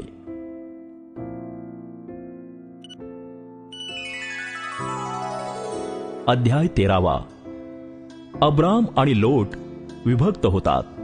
अब्राम आपली बायको, आपले सर्वस्व आणि लोट यास घेऊन मिसर देश सोडून नेगेबकडे गेला. तो कळप, रुपे व सोने यांनी संपन्न होता. मग मजल करीत करीत तो नेगेब पासून बेथेलपर्यंत गेला. बेथेल व आय यांच्या दरम्यान त्याने आरंभी डेरा दिला होता. त्या ठिकाणी तो आला. त्याने प्रथम वेदी बांधिली होती त्या स्थळी तो आला. तेथे त्याने परमेश्वराच्या नावाने प्रार्थना केली. अब्रामाबरोबर लोट जात होता. त्याचीही मेंढरे, गुरेढोरे व पाले होती. त्यास एकत्र राहण्यास तो प्रदेश पुरेना. कारण त्यांची मालमत्ता एवढी झाली की त्यांस एका स्थळी राहता येईना. शिवाय अब्रामाच्या व लोटाच्या गुराख्यांची भांडणे होऊ लागली. त्या काळी त्या देशात कनानी व परिज्जी यांची वस्ती होती. अब्राम लोटास म्हणाला, हे पहा, माझ्या तुझ्यामध्ये आणि माझे गुराखी व तुझे गुराखी यांच्यामध्ये तंटा नसावा, कारण आपण भाऊबंद आहोत. सर्व देश तुला मोकळा नाही काय? तर मजपासून वेगळा हो. तू डावीकडे गेलास तर मी उजवीकडे जाईन, तू उजवीकडे गेलास तर मी डावीकडे जाईन. तेव्हा लोटाने आपली दृष्टी फेकून यार्देनेचे सर्व खोरे पाहिले. तो देश सर्वत्र भरपूर पाणी आहे असे त्याला दिसून आले. परमेश्वराने सदोम व गमोरा यांचा नाश केला त्यापूर्वी सोराकडचा सर्व प्रदेश परमेश्वराच्या बागेसारखा आणि मिसर देशासारखा होता. ही यार्देनेची सर्व तळवट लोटाने आपणासाठी पसंत केली व तो पूर्वेकडे प्रवास करू लागला. ते याप्रमाणे एकमेकांपासून वेगळे झाले. अब्राम कनान देशात राहिला व लोट तळवटीच्या नगरातून राहिला. आणि मुक्काम करीत करीत त्याने आपला डेरा सदोमापाशी दिला.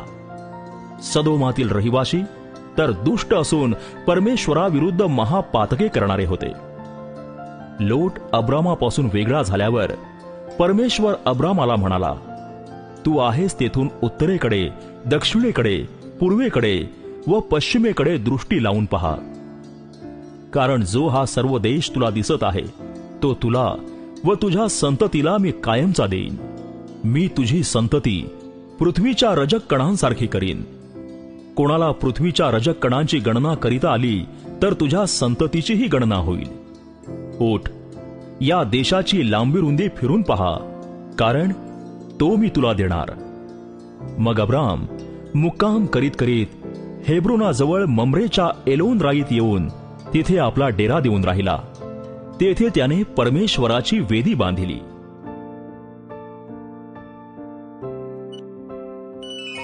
अध्याय 14. अब्राम लोटाची सुटका करतो. शिनाराचा राजा अम्राफेल, एल्लासाराचा राजा अर्योक, एलामाचा राजा कदार्लागोमर आणि गोईमाचा राजा तिदाल यांच्या वेळी असे झाले की त्यांनी सदोमाचा राजा बेरा, गमोराचा राजा बिरशा, अदमाचा राजा शिनाब, सबोईमाचा राजा शमेबर आणि बेला म्हणजे सोअर याचा राजा यांच्याशी युद्ध केले. हे सर्व एकजूट करून सिद्दीम खोऱ्यात गेले. हे खोरे म्हणजेच क्षार समुद्र. ते कदार्लागोमर यांचे 12 वर्ष अंकित होते. पण 13व्या वर्षी ते त्याचवर उठले. 14व्या वर्षी कदार्लागोमर व त्याच्या पक्षाचे राजे यांनी येऊन अष्टरोत कर्णईम येथे रेफाई लोकांस, हाम येथे जुजी लोकांस, किर्याथाईमच्या मैदानात एमी लोकांस आणि होरी लोकांस त्यांच्या सेईर डोंगरात मार देऊन एल पारांच्या जवळ रान होते तेथपर्यंत पिटाळून लाविले. मग मागे परतून एन मिशपात म्हणजे कादेश येथे ते आले व त्यांनी अमालेकी लोकांचा सगळा देश जिंकला व हस्सोन तामार येथे राहणाऱ्या अमोरी लोकांसही मार दिला. इकडे सदोमाचा राजा, गमोराचा राजा, अदमाचा राजा, सबोईमाचा राजा आणि बेला म्हणजे सोअर याचा राजा हे त्यांच्याशी युद्ध करावयास निघाले. आणि सिद्दीम खोऱ्यात त्यांनी आपल्या सैन्याची रचना केली. एलामाचा राजा कर्दालागोमर, गोईमाचा राजा तिदाल, शिनाराचा राजा अम्राफेल आणि एल्लासाराचा राजा अर्योक यांशी ते लढले. 4 राजांनी 5 राजांशी सामना केला. सिद्दीम खोऱ्यात डांबराच्या खाणी पुष्कळ होत्या. सदोम व गमोरा यांचे राजे पळत असता तेथे पडले व बाकीचे डोंगरात पळाले.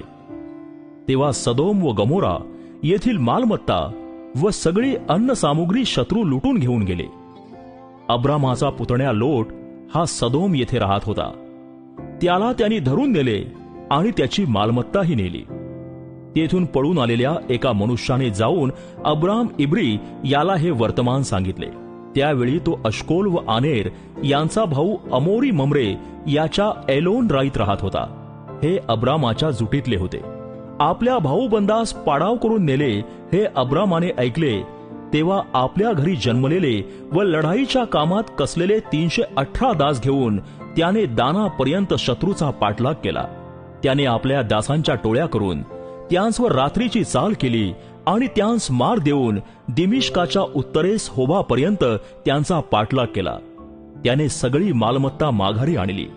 त्याप्रमाणेच आपला भाऊबंद लोट त्याची मालमत्ता, स्त्रिया व लोक माघारी आणले. मल्कीसदेक अब्रामास आशीर्वाद देतो. कदारला गोमर आणि त्याच्या बरोबरचे राजे यांस मारून तो माघारी येत असता त्याला भेटावयास सदोमाचा राजा शावेखिंड म्हणजे राजखिंड येथवर सामोरा गेला आणि शालेमाचा राजा मल्कीसदेक भाकर व द्राक्षारस घेऊन त्यास सामोरा आला. हा परात्पर देवाचा याजक होता. त्याने त्याला येणेप्रमाणे आशीर्वाद दिला. आकाशाचा व पृथ्वीचा स्वामी जो परात्पर देव तो अब्रामाला आशीर्वाद देवो. ज्या परात्पर देवाने तुझे शत्रू तुझ्या स्वाधीन केले तो धन्य. तेव्हा अब्रामाने त्याला अवघ्याचा 10वा भाग दिला. मग सदोमाचा राजा अब्रामास म्हणाला, माणसे मला द्या आणि मालमत्ता तुम्ही ठेवा. पण अब्राम सदोमाच्या राजाला म्हणाला, परमेश्वर परात्पर देव, आकाशाचा व पृथ्वीचा स्वामी या समोर मी बाहू उभारून सांगतो की तुमचा एक सुतळीचा तोडा किंवा वाहणेचा बंद मी घेणार नाही. मी अब्रामास संपन्न केले असे म्हणावयास तुम्हाला कारण न मिळो. या तरुण माणसांनी अन्न खाल्ले तेवढे पुरे. मजबरोबर आलेले आनेर, अश्कोल व ममरे यांस वाटा मिळाला म्हणजे पुरे. त्यांना आपला वाटा घेऊ दे.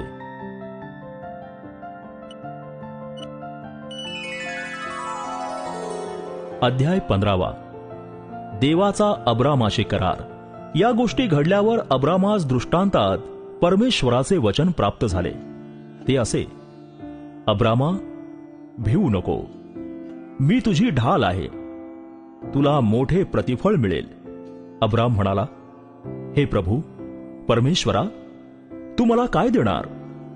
मी तर निसंतान जाणार आणि दिमिश्की अलिएजर माझ्या घराचा मालक होणार. अब्राम आणखी म्हणाला, आणि पहा, तू मला काही संतान दिले नाही तर माझ्या घरात जन्मलेला दास माझा वारस होणार. तेव्हा परमेश्वराचे वचन त्याला प्राप्त झाले की हा मनुष्य तुझा वारस होणार नाही, तर तुझ्या पोटचाच तुझा वारस होईल. मग त्याने त्याला बाहेर आणून म्हटले, आकाशाकडे दृष्टी लाव. तुला हे तारे मोजवतील तर मोज. मग त्याने त्याला सांगितले, तुझी संतती अशीच होईल. अब्रामाने परमेश्वरावर विश्वास ठेविला आणि अब्रामाचा हा विश्वास परमेश्वराने त्याचे नीतिमत्व गणिला. तो त्याला म्हणाला, तुला हा देश वतन द्यावा म्हणून खासद्यांच्या ऊर गावातून ज्याने तुला आणले तो मीच परमेश्वर आहे. तो म्हणाला, प्रभू परमेश्वरा, मला हे वतन मिळेल हे कशावरून? त्याने त्याला सांगितले, माझ्यासाठी 3 वर्षांची एक कालवड, 3 वर्षांची एक शेळी, 3 वर्षांचा एक एडका, एक होला आणि पारव्याचे एक पिलू अशी घे. त्याने ती सर्व घेतली व मधोमध चिरून त्यांचे 2-2 तुकडे केले आणि प्रत्येकाचे तुकडे समोरासमोर ठेविले. पक्षी मात्र त्याने मधोमध चिरिले नाहीत. त्या शवांवर हिंस्त्र पक्ष्यांनी झडप घातली. त्यांस अब्रामाने हाकून दिले. सूर्यास्ताच्या सुमारास अब्रामास गाढ निद्रा लागली. तेव्हा घोर भीती, निबिड अंधकार त्याच्यावर पडला. परमेश्वर अब्रामास म्हणाला, तू निश्चिंतपणे समज की जो देश स्वतःचा नाही अशा देशात तुझी संतान उपरी होऊन राहील व तेथल्या लोकांचे दास्य करील आणि ते लोक 400 वर्षे त्यांना छळतील. मग ज्या राष्ट्रांचे दास्य ते करीतील त्यांचे मी पारिपत्य करीन. त्यानंतर ते पुष्कळ धन घेऊन तेथून निघतील. तू तर शांतीने आपल्या पूर्वजांकडे जाशील. चांगला म्हातारा झाल्यावर तुला मूठ माती देतील. तुझ्या 4थ्या पिढीचे लोक इकडे माघारे येतील, कारण अमोरी लोकांच्या पापाचा घडा अद्यापि भरला नाही. नंतर सूर्य मावळला व निबिड अंधकार पडला. तेव्हा असे झाले की धुमसती आकटी व जळती मशाल त्या शवांच्या तुकड्यामधून जाताना दिसली. त्या दिवशी परमेश्वराने अब्रामाशी करार करून सांगितले, मिस्राच्या नदीपासून ते महानदी फरात येतपर्यंतचा प्रदेश मी तुझ्या संतानास देतो. केनी, कनिज्जी, कदमोनी, हित्ती, परिज्जी, रफाईम, अमोरी, कनानी, गिरगाशी व यबुशी या लोकांचा प्रदेश मी तुला देतो.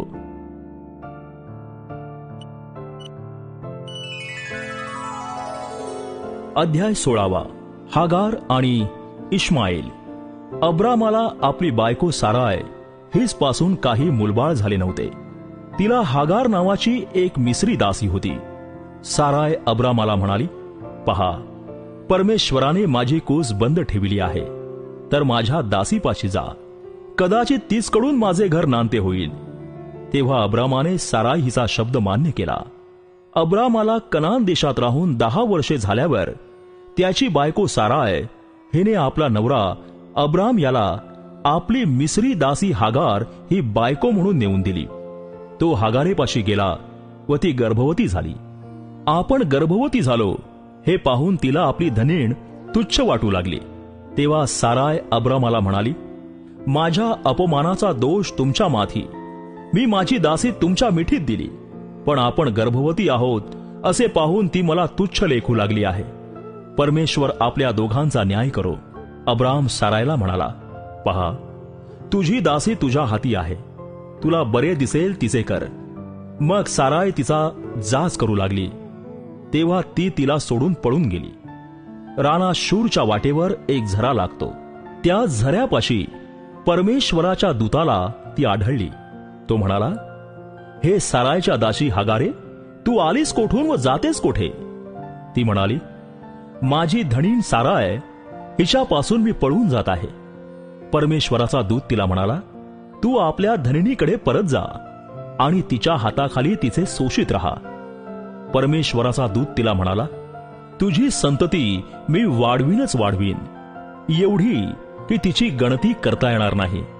परमेश्वराचा दूत तिला आणखी म्हणाला, पहा, तू गर्भवती आहेस, तुला मुलगा होईल, त्याचे नाव इश्माईल ठेव, कारण परमेश्वराने तुझा आक्रोश ऐकला आहे. तो रानगाढवासारखा मनुष्य होईल, त्याचा हात सर्वांवर चालेल व सर्वांचा हात त्याचवर चालेल. तो आपल्या सर्व भाऊबंदांच्या देखत पूर्वेस वस्ती करील. तिजशी बोलणाऱ्या परमेश्वराचे नाव तिने आत्ताईल रोई, म्हणजेच तू पाहणारा देव असे ठेविले. ती म्हणाली, मला पाहणाऱ्याला मी याही ठिकाणी मागून पाहिले काय? यावरून त्या विहिरीचे नाव बैर लहाय रोई, म्हणजेच मला पाहणाऱ्या जिवंताची विहीर असे पडले. कादेश व बेरेद यांच्या दरम्यान ही विहीर आहे. हागारेला अब्रामापासून मुलगा झाला. हागारेपासून झालेल्या आपल्या मुलाचे नाव अब्रामाने इश्माईल ठेवले. हागारेला अब्रामापासून इश्माईल झाला तेव्हा अब्राम 86 वर्षांचा होता.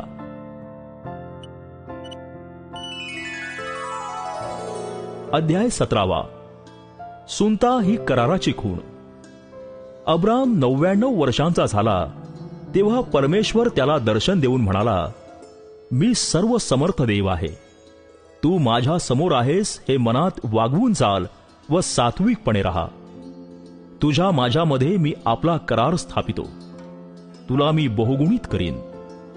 तेव्हा अब्राम उपडा पडला आणि देव त्याशी बोलला. तो म्हणाला, पहा, तुझ्याशी माझा करार हा, तू राष्ट्र समूहाचा जनक होणार. यापुढे तुला अब्राम श्रेष्ठ पिता म्हणणार नाहीत, तुला अब्राहाम असे म्हणतील, कारण मी तुला राष्ट्र समूहाचा जनक केले आहे. मी तुला अति फलसंपन्न करीन. तुझपासून मी राष्ट्रे निर्माण करीन, तुझपासून राजे उत्पन्न होतील. मी तुझा व तुझ्या मागे तुझ्या संतानाचा देव राहीन. असा निरंतरचा करार मी तुझशी आणि तुझ्या पश्चात तुझ्या संतानाशी पिढ्यानपिढ्या करीतो. या ज्या कनान देशात तू उपरी आहेस, तो सगळा देश मी तुला व तुझ्या पश्चात तुझ्या संतानाला कायमचा वतन म्हणून देईन आणि मी त्यांचा देव राहीन. देव अब्राहामास आणखी म्हणाला, आता तू आणि तुझ्या पश्चात तुझ्या संततीने पिढ्यानपिढ्या माझा करार पाळावा. माझ्यामध्ये आणि तू व तुझ्या पश्चात तुझी संतती यांच्यामध्ये स्थापिलेला माझा करार जो तुम्ही पाळावयाचा तो हा, तुमच्यातील प्रत्येक पुरुषाची सुनता व्हावी, तुमची अग्रत्वचा काढण्यात यावी. ही माझ्या व तुमच्यामध्ये झालेल्या कराराची खूण होईल. पिढ्यानपिढ्या प्रत्येक पुरुष 8 दिवसांचा झाला की त्याची सुनता व्हावी, मग तो तुमच्या घरी जन्मलेला असो अथवा तुमच्या बीजाचा नसलेला, परक्यांपासून पैका देऊन घेतलेला असो. तुझ्या घरी जन्मलेल्याची व तू पैका देऊन घेतलेल्यांची सुनता अवश्य व्हावी. म्हणजे ज्या कराराची खूण तुमच्या देहात केलेली आहे तो माझा करार निरंतर राहील. कोणाची सुनता झाली नाही म्हणजे कोणा पुरुषाची अग्रत्वचा काढण्यात आली नाही, तर त्याचा स्वजनातून उच्छेद व्हावा, त्याने माझा करार मोडीला असे होईल.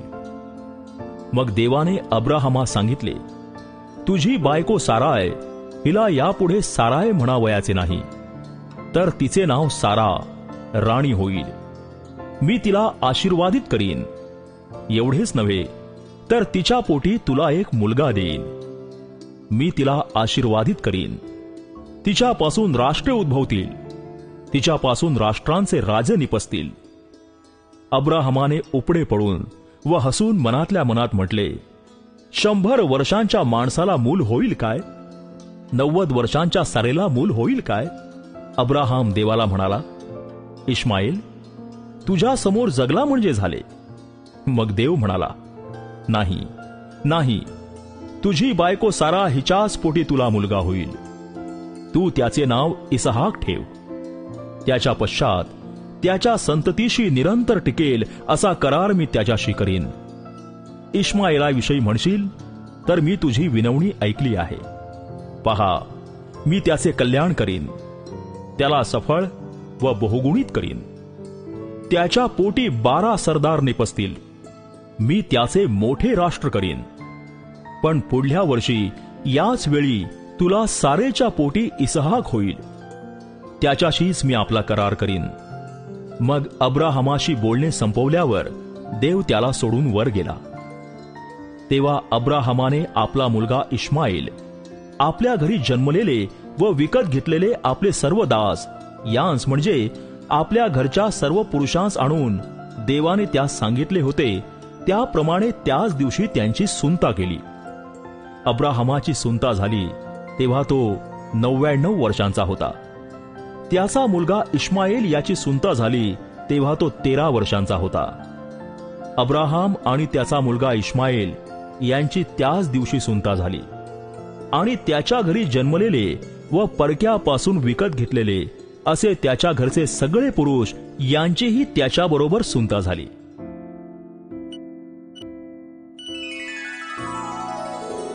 अध्याय 18. इसहाकाच्या जन्माविषयी देवाचे वचन. तो दिवसा भर उन्हाच्या वेळी डेऱ्याच्या दाराशी बसला असता परमेश्वराने ममरेच्या एलोन राईत त्याला दर्शन दिले. त्याने आपली दृष्टी वर करून पाहिले तेव्हा त्याच्या समोर 3 पुरुष उभे असलेले त्याला दिसले. त्याने आपल्या डेऱ्याच्या दारापासून धावत सामोरे जाऊन जमिनीपर्यंत लवून त्यांना नमन केले. तो म्हणाला, हे प्रभू, मजवर तुझी कृपादृष्टी असेल तर ये. तुझ्या दासापासून पुढे जाऊ नको. थोडे पाणी आणू द्या. तुम्ही आपले पाय धुवून या झाडाखाली विसावा घ्या. मी थोडी भाकर आणतो. तिचा आपल्या जीवास आधार करा, मग पुढे जा. यासाठी तुमचे या आपल्या दासाकडे येणे झाले असावे. ते म्हणाले, तू म्हणतोस ते कर. तेव्हा अब्राहम त्वरेने डेऱ्यास सारेकडे जाऊन म्हणाला, 3 मापे सपीठ लवकर घे व ते मळून त्याच्या भाकरी कर. अब्राहम गुरांकडे धावत गेला व त्याने एक चांगले कोवळे वासरू निवडून चाकराकडे दिले. त्याने ते त्वरेने रांधिले. नंतर अब्राहमाने दही, दूध व ते रांधलेले वासरूही आणून त्याच्या पुढे ठेवली. आणि ते जेवीत असता तो त्यांच्याजवळ झाडाखाली उभा राहिला. मग ते त्याला म्हणाले, तुझी बायको सारा कोठे आहे? तो म्हणाला, ती पहा, डेऱ्यात आहे. मग तो म्हणाला, पुढल्या वसंत ऋतूत मी तुझ्याकडे खात्रीने परत येईन. तेव्हा पहा, तुझी बायको सारा हिला मुलगा होईल. त्याच्या मागे डेऱ्याच्या दारी सारा हे ऐकत होती. अब्राहम व सारा ही वृद्ध वयातीत होती आणि स्त्रियांच्या रीतीप्रमाणे सारेला पाळी येण्याचे बंद झाले होते. तेव्हा सारा मनातल्या मनात हसून म्हणाली, मी जख्म म्हातारी झाले आहे व माझा धनीही वृद्ध झाला आहे, तर मला आता हे सुख मिळेल काय? परमेश्वर अब्राहमास म्हणाला, सारा का हसली? मी आता अशी वृद्ध झाले असता मला खरोखर मुलगा होणार काय? असे ती का म्हणाली? परमेश्वराला काही असाध्य आहे काय? पुढल्या वसंत ऋतूत नेमलेल्या समयी मी तुझकडे परत येईन, तेव्हा सारेला मुलगा होईल. तेव्हा सारा नाकारून म्हणाली, मी हसले नाही, कारण ती घाबरली होती. पण तो म्हणाला, नाही, तू हसलीसच. सदोम नगरासाठी अब्राहमाची मध्यस्थी. नंतर ते पुरुष तेथून उठून सदोम नगराकडे जाण्यास निघाले आणि अब्राहम त्यास वाटेस लावण्यास गेला. परमेश्वर म्हणाला, मी जे करणार आहे ते अब्राहमापासून लपून ठेवू काय? कारण त्याचे मोठे व समर्थ राष्ट्र खात्रीने होणार आणि त्यांच्याद्वारे पृथ्वीवरील सर्व राष्ट्रे आशीर्वादित होणार. मी त्याची निवड केली आहे ती अशासाठी की त्याने आपल्या लेकरास व आपल्या पश्चात आपल्या घराण्यास आज्ञा द्यावी आणि त्यांनी न्यायनीतीने वागण्यासाठी परमेश्वराचा मार्ग आचरावा. आणि हे अशासाठी की परमेश्वर अब्राहमाविषयी जे बोलला ते त्याने त्यास प्राप्त करून द्यावे. मग परमेश्वर म्हणाला, सदोम व गमोरा यांच्याविषयीची ओरड फारच झाली आहे व खरोखर त्याचे पाप फार भारी आहे.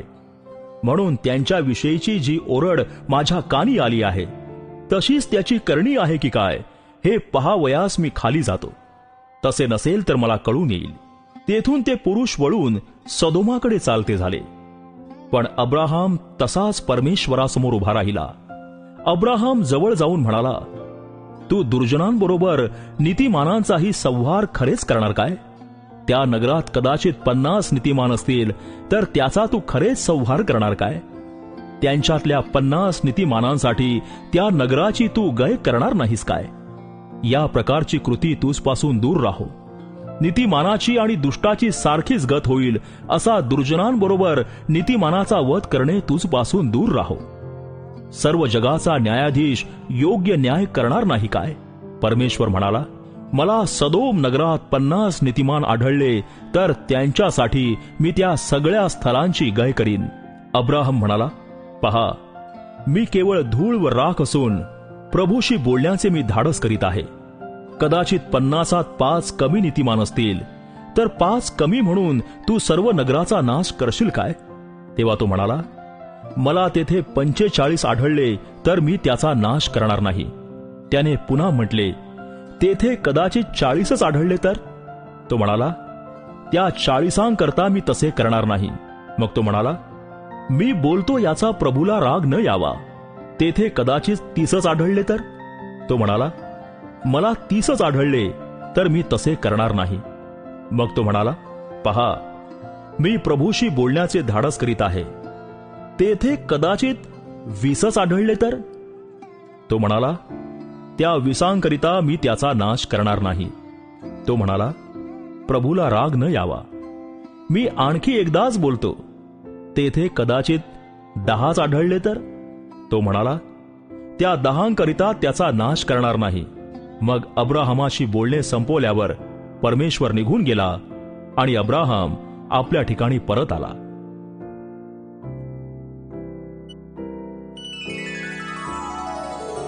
अध्याय 19. सदाम आणि गमोरा या नगरांचा नाश. मग संध्याकाळी ते दोघे दूत सदोमास आले. तेव्हा लोट सदोमाच्या वेशीत बसला होता. त्यास पाहून लोट उठून सामोरा गेला आणि भूमीपर्यंत तोंड लववून त्याने त्यांस नमन केले. तो त्यांस म्हणाला, पहा महाराज, आपल्या दासाच्या घरी येण्याची कृपा करा. आजची रात्र राहा, पाय धुवा व सकाळी उठून मार्गस्थ व्हा. पण ते म्हणाले, नाही, आम्ही रात्रभर रस्त्यातच मुक्काम करू. पण त्याने त्यास फारच आग्रह केल्यावरून ते त्याच्याबरोबर त्याच्या घरी गेले. त्याने त्यांच्यासाठी भोजन तयार केले. त्याने बेखमीर भाकऱ्या केल्या आणि ते जेवले. ते निजण्यापूर्वीच त्या नगराच्या माणसांनी, म्हणजे सदोमाची माणसे, तरुणापासून ते म्हाताऱ्यांपर्यंत सगळ्या लोकांनी चोहोकडून येऊन त्या घराला गराडा घातला. ते लोटास हाक मारून म्हणाले, आज रात्री तुझकडे आलेले पुरुष कोठे आहेत? त्यांना बाहेर आण, म्हणजे आम्ही त्यांच्याशी समागम करू. तेव्हा लोट दाराशी त्यांच्याकडे गेला व त्याने आपल्या मागून दार लावून घेतले. तो म्हणाला, बांधव हो, असले दुष्कर्म करू नका. हे पहा, माझ्या 2 मुली आहेत, त्याने अद्यापी पुरुष पाहिलेला नाही. मी त्यांना तुम्हाकडे आणू काय? तुमच्या मर्जीस येईल तसे त्यांचे वर्तन करा, पण या पुरुषास काही करू नका, कारण ते आसऱ्यासाठी माझ्या छपराखाली आले आहेत.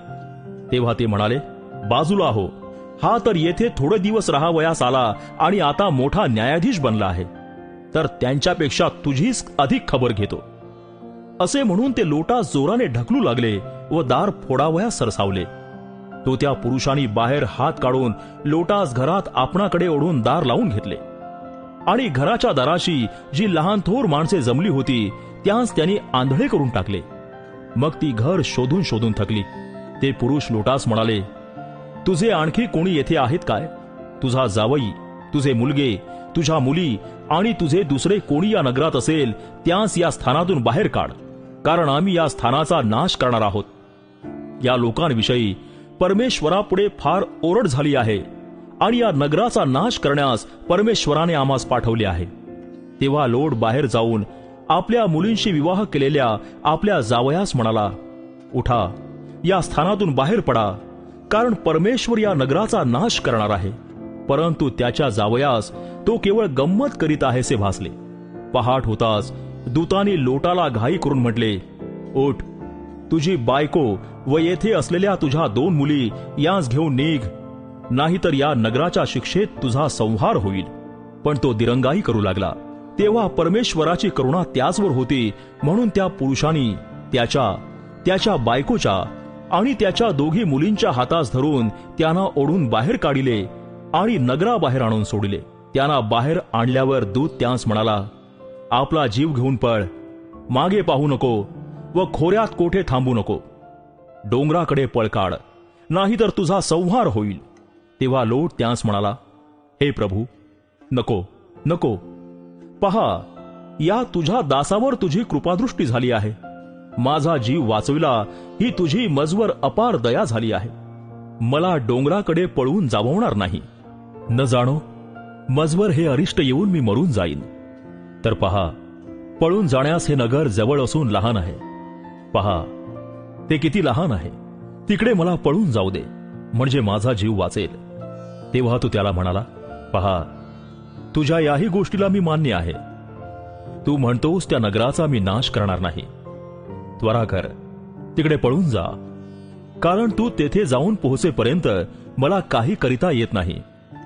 यावरून त्या नगराचे नाव सोअर लहान असे पडले. लोट सोरात जाऊन पोहोचतो तो पृथ्वीवर सूर्योदय झाला.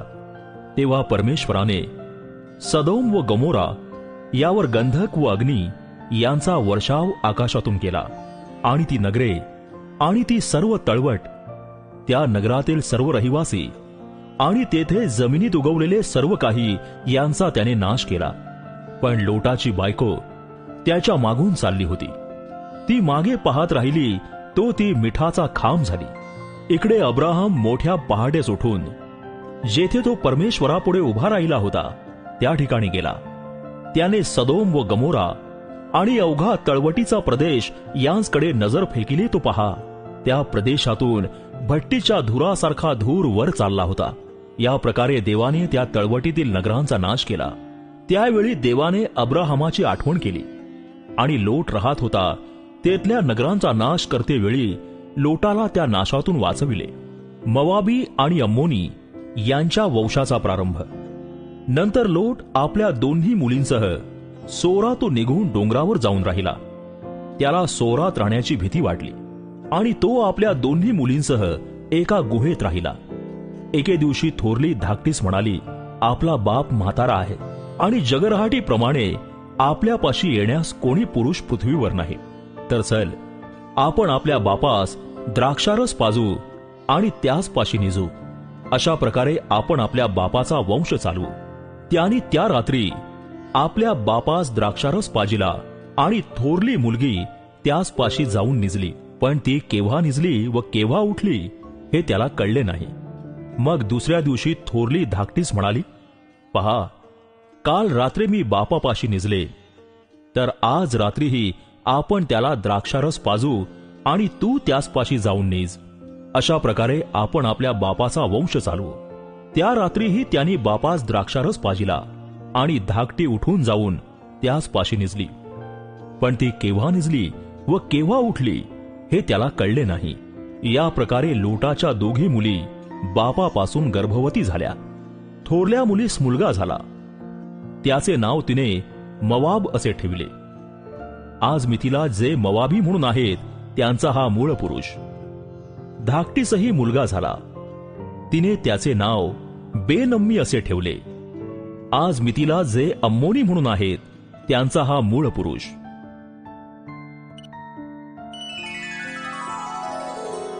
अध्याय 20. अब्राहाम आणि अबिमलेक. अब्राहामाने तेथून नेगेबकडे प्रवास करून कादेश व शूर यांच्या दरम्यान मुक्काम केला आणि काही दिवस गरार येथे वस्ती केली. आपली बायको सारा हिच्याविषयी अब्राहामाने असे सांगितले की ही आपली बहीण आहे. तेव्हा गरारचा राजा अबिमलेक याने माणसे पाठवून सारेला आणविले. देव रात्री स्वप्नात येऊन अबिमलेखाला म्हणाला, तू जी ही स्त्री आणली आहेस तीच मुळे तुझा अंत झालाच म्हणून समज, कारण ती नवऱ्याची बायको आहे. अबिमलेख काही तिसपाशी गेला नव्हता, म्हणून तो म्हणाला, प्रभू, तू नीतिमान राष्ट्राचाही संहार करणार काय?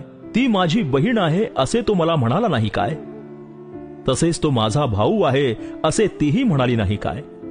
मी सात्विक मनाने व स्वच्छ हाताने हे केले आहे. देवाने त्याला स्वप्नात म्हटले की तू सात्विक मनाने हे केले हे मलाही ठाऊक आहे, आणि मजविरुद्ध तुझकडून पाप घडू नये म्हणून मी तुला आवरलेही, म्हणून मी तुला तिला स्पर्श करू दिला नाही.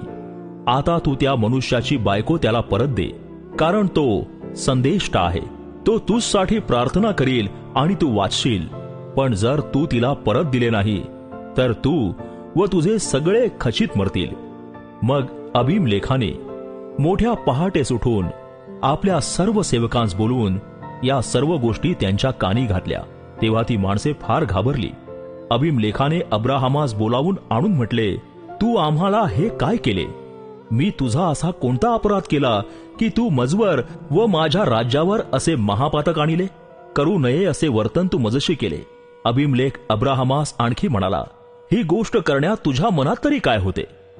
अब्राहाम म्हणाला, या ठिकाणी देवाचे भय अगदी नाही, म्हणून हे लोक माझ्या बायकोसाठी माझा घात करतील असे मला वाटले. शिवाय ती खरोखर माझी बहीण लागते, म्हणजे ती माझ्या बापाची मुलगी, पण माझ्या आईची ती मुलगी नव्हे, म्हणून ती माझी बायको झाली.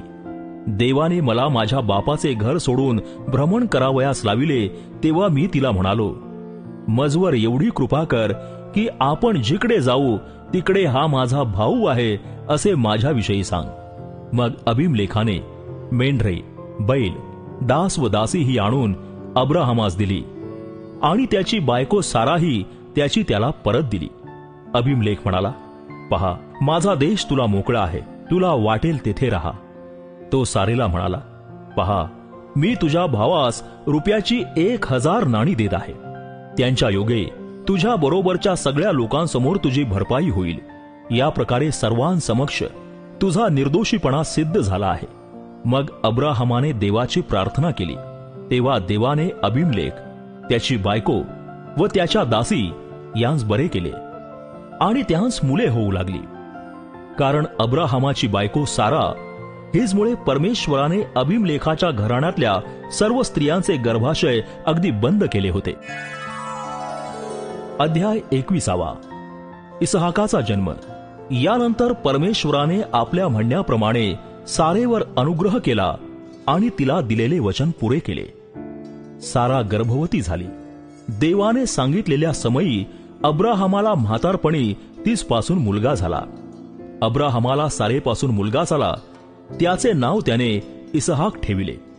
अब्राहामाने आपला मुलगा इसहाक 8 दिवसांचा झाला तेव्हा देवाच्या आज्ञेप्रमाणे त्याची सुंता केली. इसहाक झाला तेव्हा अब्राहम 100 वर्षांचा होता. सारा म्हणाली, देवाने मला हसविले आहे. जो कोणी हे ऐकेल तो माझ्या बरोबर हसेल. ती आणखी म्हणाली, सारा मुलास पाजेल असे अब्राहमास कोण म्हणाला असता? पण त्याच्या म्हातारपणी मजपासून त्याला मुलगा झाला आहे. हागार आणि इश्माईल यास घालवून देणे. तो बाळ मोठा झाला तेव्हा त्याचे दूध तोडले. इसहाकाचे दूध तोडले त्या दिवशी अब्राहमाने मोठी मेजवानी दिली. हागार मिस्रणीस अब्राहमापासून झालेल्या मुलाला खिदळताना साऱ्यांनी पाहिले.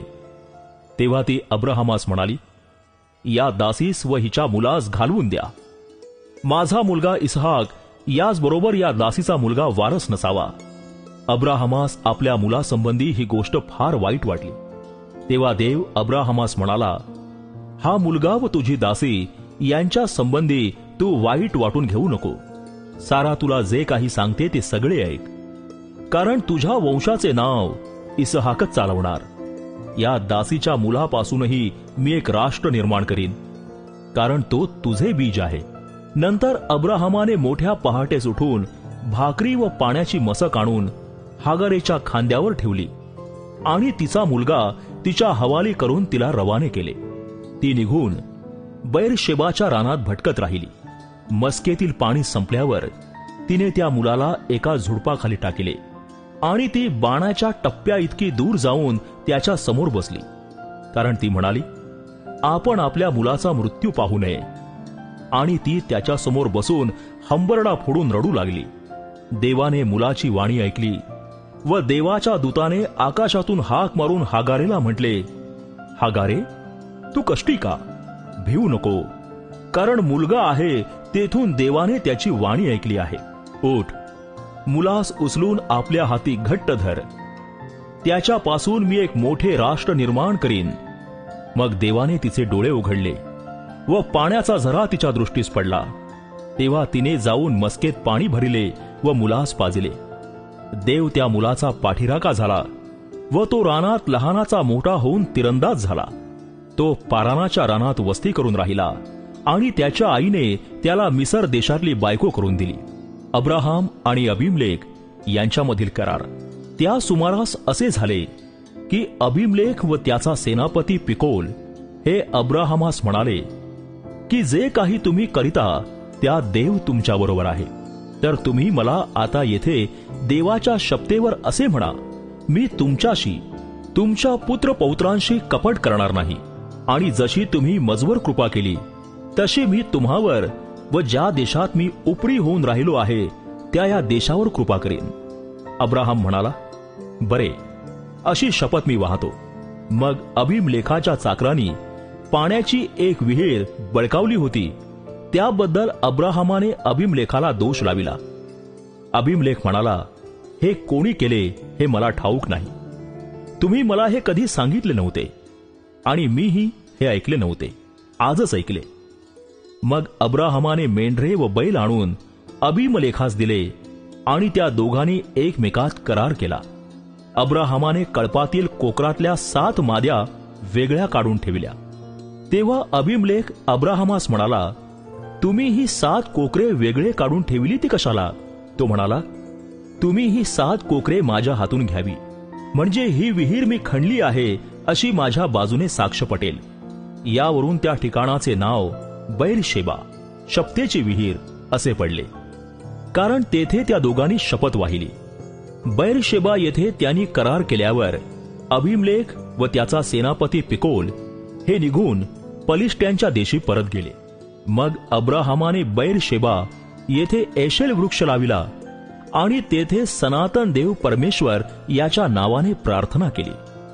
अब्राहम हा पलिष्ट्यांच्या देशात पुष्कळ दिवस उपरी म्हणून राहिला.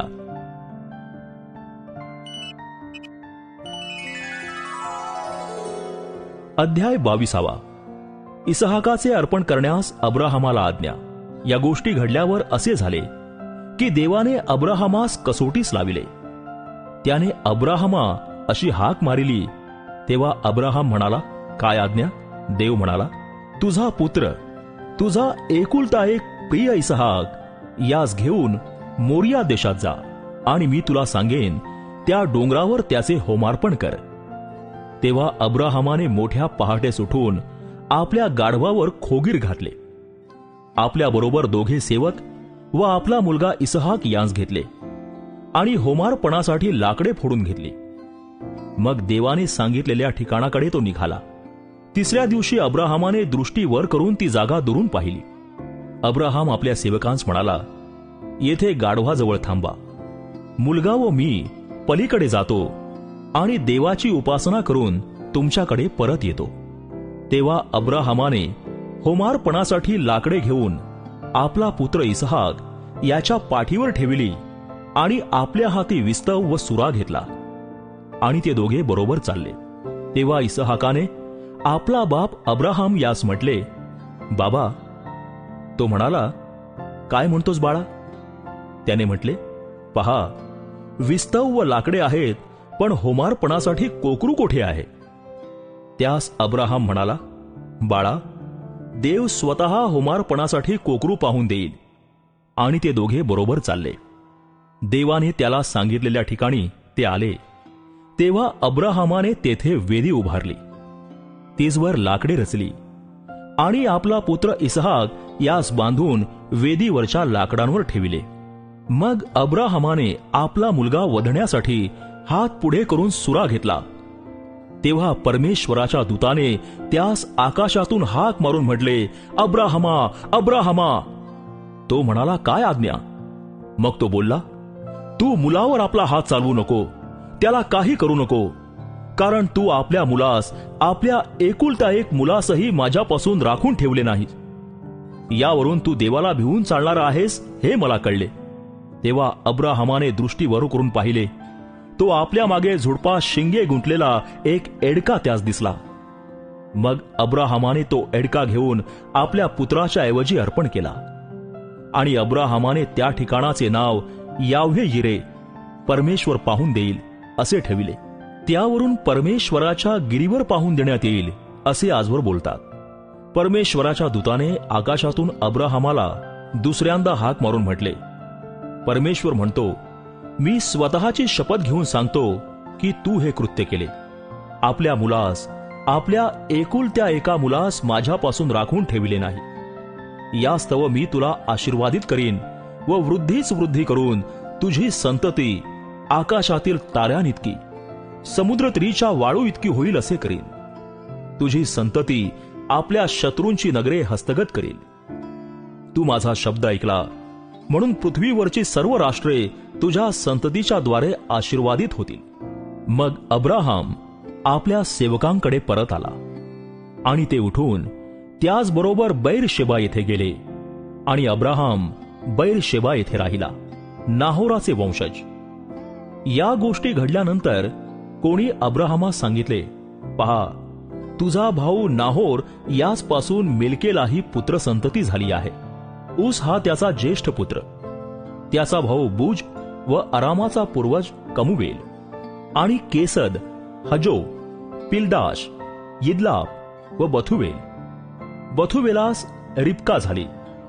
अब्राहमाचा भाऊ नाहोर याचपासून मिल्केला हे 8 मुलगे झाले आणि त्याची उपपत्नी रेउमा, हिलाही तेबाह, गहाम, तहश व माका हे झाले.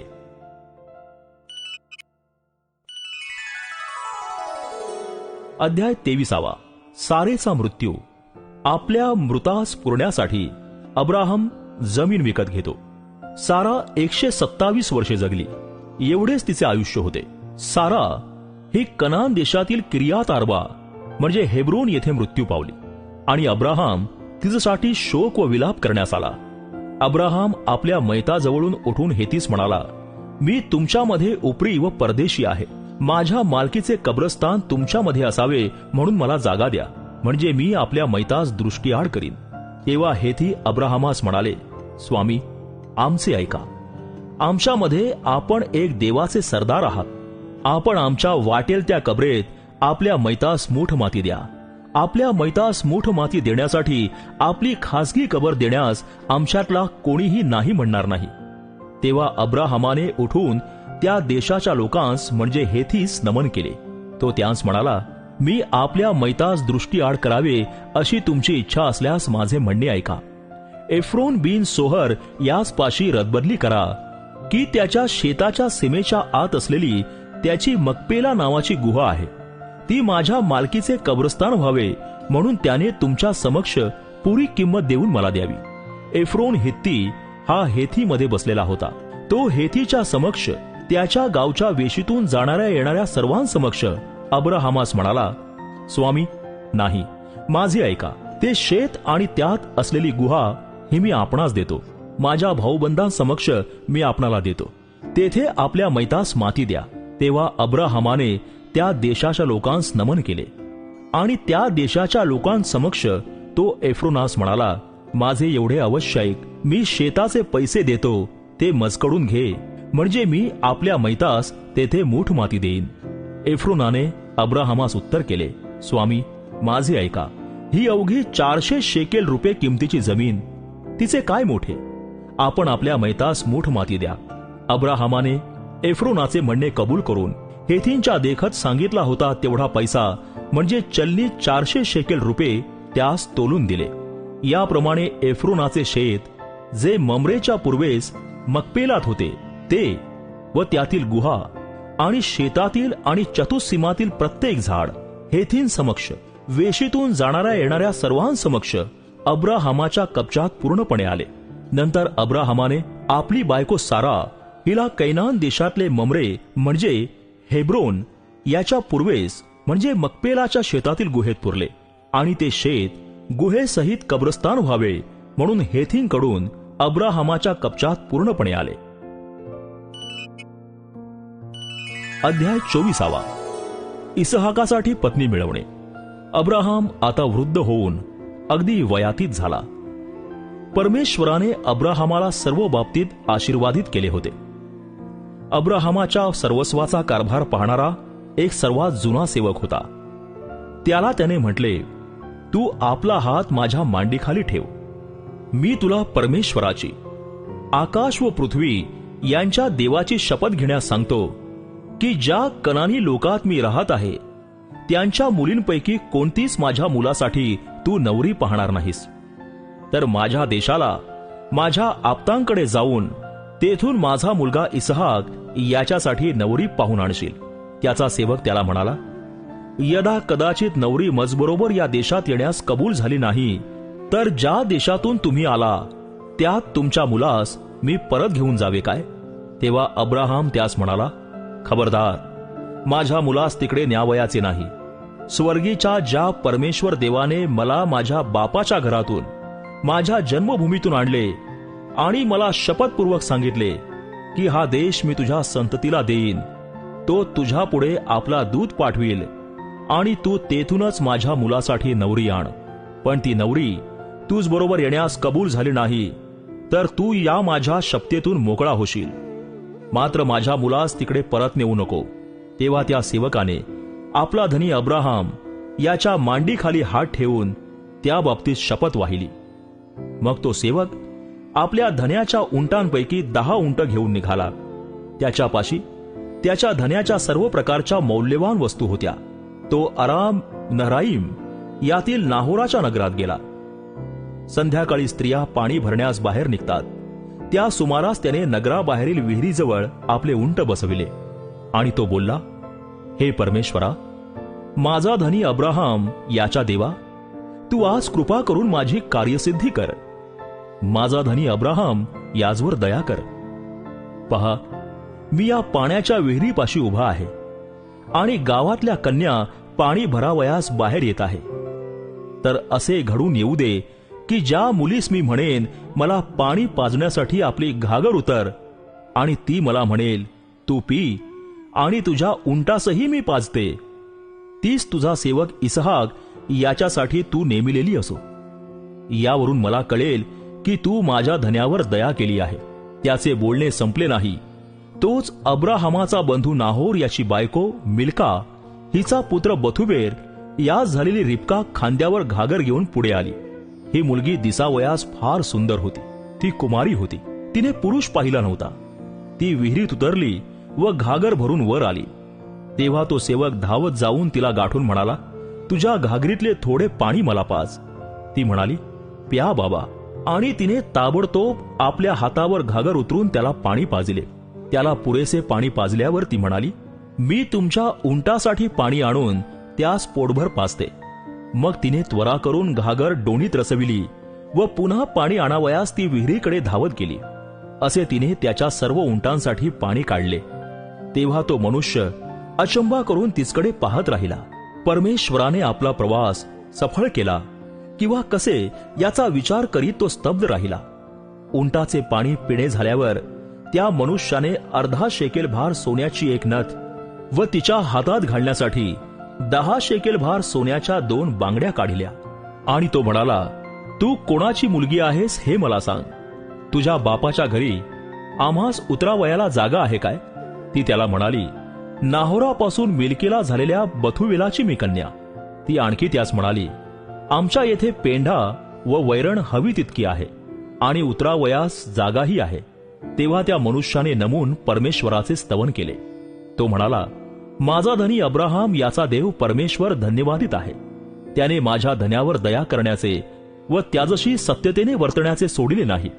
परमेश्वराने मला नीट वाट दाखवून माझ्या धन्याच्या भावांच्या घरी पोचवले आहे. तेव्हा त्या मुलीने धावत जाऊन आपल्या आईच्या घरच्यांस ही हकीकत कळविली.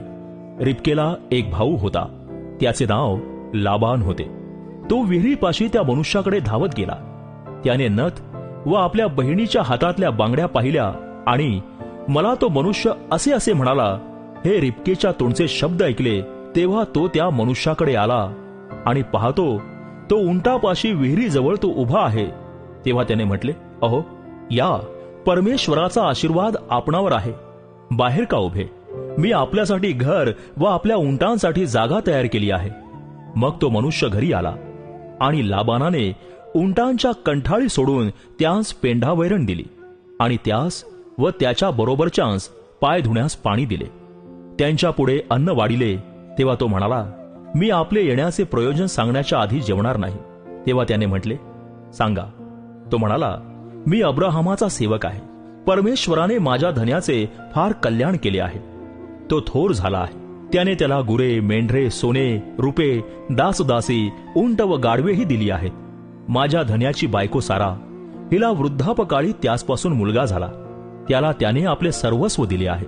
आणि माझ्या धन्याने मला शपथ घ्यावयास लावून सांगितले आहे की ज्या कनान्यांच्या देशात मी राहत आहे त्यांच्या मुलीतली कोणतीही माझ्या मुलास नवरी पाहू नको.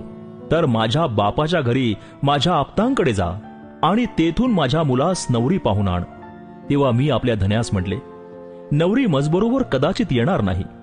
तेव्हा तो मला म्हणाला, ज्या परमेश्वरासमोर मी चालतो तो आपला दूत तुझबरोबर पाठवेल व तुझा प्रवास सफळ करेल आणि तू माझ्या आप्तातून माझ्या पित्याच्या घराण्यातून माझ्या मुलाला नवरी आण. तू माझ्या आप्तांकडे गेलास म्हणजे माझ्या शपथेतून मोकळा होशील. मुलगी देण्यास ते कबूल न झाले तर तू माझ्या शपथेतून मोकळा होशील. मी आज विहिरीपाशी आलो तेव्हा बोललो, माझा धनी अब्राहम याच्या देवा परमेश्वरा, मी जो प्रवास केला आहे तो सफळ करणार असलास तर पहा, मी या पाण्याच्या विहिरीपाशी उभा आहे. तर असे घडून येवो की पाणी भरण्यास जी मुलगी येईल तिला मी म्हणेन, माझ्या घागरीतले थोडे पाणी मला पाज. आणि ती मला म्हणेल, तू पी व मी तुझ्या उंटांसाठीही पाणी काढते. ती स्त्री परमेश्वराने माझ्या धन्याच्या मुलासाठी नेमिलेली आहे असे ठरो. माझ्या मनातल्या मनात हे बोलणे संपले नाही तोच रिबका खांद्यावर घागर घेऊन तेथे आली आणि तिने विहिरीत उतरून पाणी भरिले. मग मी तिला म्हणालो, मला थोडे पाणी पिऊ दे. तिने लागलीच आपल्या हातावर घागर उतरून म्हटले, तू पी व तुझ्या उंटांचंही मी पाजते. तेव्हा मी पाणी प्यायलो व तिने उंटांचंही पाणी पाजले. मग मी तिला विचारले, तू कोणाची मुलगी? ती म्हणाली, नाहोरापासून मिल्केस झालेल्या बथुवेलाची मी मुलगी. तेव्हा मी तिच्या नाकात नथ व हातात बांगड्या घातल्या. मी नमून परमेश्वराचे स्तवन केले आणि माझ्या धन्याच्या भावाची मुलगी त्याच्या मुलासाठी न्यावी म्हणून माझा धनी अब्राहम याचा देव परमेश्वर याने मला नीट वाट दाखवली म्हणून मी त्यांचे स्तवन केले. तर आता माझ्या धन्याशी स्नेहाने व सत्याने वागणार असला तर तसे सांगा, नसल्यास तसे सांगा, म्हणजे मी उजवी डावी वाट धरीन. यावर लाबान व बथुवेल यांनी उत्तर केले, ही परमेश्वराची योजना आहे. तुम्हाला आमच्याने बरे वाईट काही बोलवत नाही. पहा, रिबका तुमच्या पुढे आहे, तिला घेऊन जा. परमेश्वराच्या सांगण्याप्रमाणे ती तुमच्या धन्याच्या मुलाची बायको होऊ द्या. अब्राहमाच्या सेवकाने त्यांचे हे शब्द ऐकले तेव्हा त्याने भूमीपर्यंत लवून परमेश्वरास नमन केले. मग त्या सेवकाने सोन्या रुपयाचे दागिने व वस्त्रे काढून रिबकीला दिली आणि तिचा भाऊ व तिची आई यांस बहुमोल वस्तू दिल्या. मग त्याने व त्याच्या बरोबरच्या मनुष्यानी खाणेपिणे करून ती रात्र तेथे घालवली. सकाळी उठल्यावर तो म्हणाला, माझ्या धन्याकडे जावयाला मला निरोप द्या. हे ऐकून तिचा भाऊ व आईही म्हणाली, मुलीला आमच्याजवळ थोडे दिवस, निदान 10 दिवस राहू द्या, मग ती येईल. पण तो त्यांना म्हणाला, परमेश्वराने माझा प्रवास सफळ केला आहे, तर मला ठेवून घेऊ नका, मला निरोप द्या, मला आपल्या धन्याकडे जाऊ द्या. तेव्हा ते म्हणाले, आम्ही मुलीस बोलावून ती काय म्हणते ते विचारू. त्याने रिबकेस बोलावून विचारले, तू या मनुष्याबरोबर जातेस काय? ती म्हणाली, जाते. मग त्यांनी आपली बहीण रिबका, तिची दाई, अब्राहमाचा सेवक व त्यांची माणसे यांची रवानगी केली. त्यांनी रिबकेला आशीर्वाद देऊन म्हटले, ताई ग, तू सहस्रावधींची, लक्षावधींची जननी हो व तुझी संतती आपल्या वैऱ्यांच्या नगरांची सत्ता पाव. मग रिबका व तिच्या सख्या उठल्या आणि उंटांवर बसून त्या मनुष्याच्या मागे गेल्या. याप्रमाणे तो रिबकेस घेऊन गेला. इकडे इसहाक लहायरोई विहिरीकडून आला होता. तो नेगेबात राहत असे. इसहाक हा संध्याकाळच्या वेळी ध्यान करावयास रानात गेला असता त्याने नजर वर करून पाहिले, तो त्याला उंट येताना दिसले. रिबकेने दृष्टी वर करून इसहाकाला पाहिले तेव्हा ती उंटावरून उतरली. तिने त्या सेवकास विचारले, हा रानात आपणास सामोरा येत आहे तो कोण? सेवक म्हणाला, हा माझा धनी. तेव्हा तिने बुरखा घेऊन आपले अंग झाकिले. मग आपण काय काय केले ते सर्व त्या सेवकाने इसहाकाला सांगितले. मग इसहाकाने तिला आपली आई सारा हिच्या डेऱ्यात आणले. त्याने रिबकेचा स्वीकार केला व ती त्याची पत्नी झाली आणि तिच्यावर त्याचे प्रेम होते आणि आपल्या आईच्या पश्चात इसहाक सांत्वन पावला.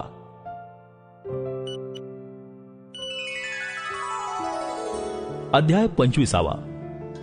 कटुरेपासून झालेली अब्राहमाची संतती.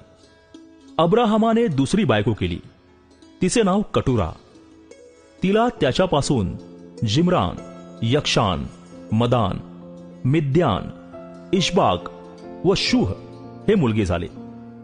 यक्षाना शबा व ददान हे झाले आणि ददानाचे मुलगे अश्शुरी, लटुशी व लौमी हे होते. मिद्यानाचे मुलगे एफा, एफर, हनोक, अबिदा व एल्दा हे होते. हा सर्व कटुरेचा वंश.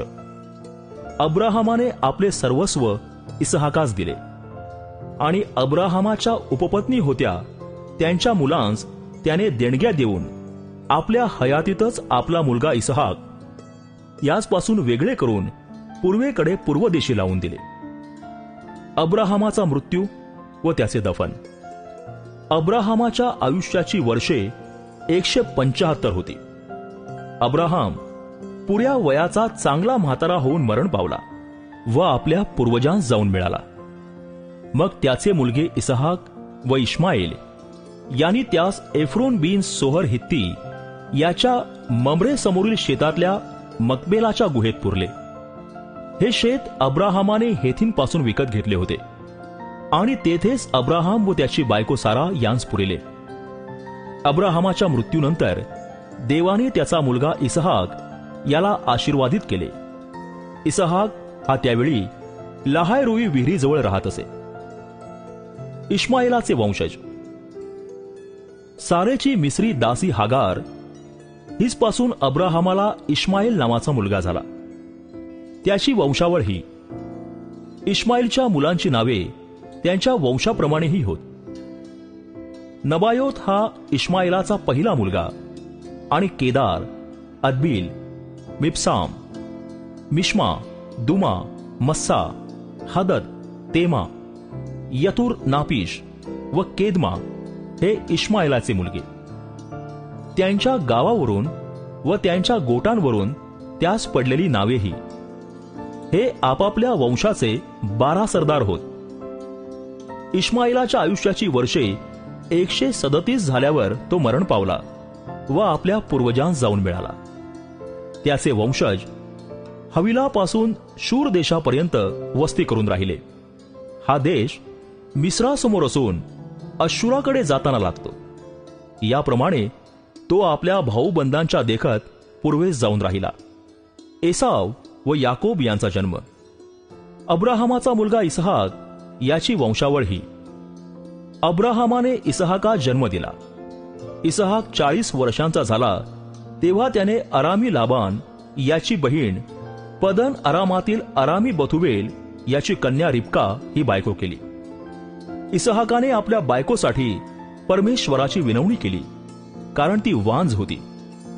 परमेश्वराने त्याची विनवणी ऐकली आणि त्याची स्त्री रिबका गर्भवती झाली.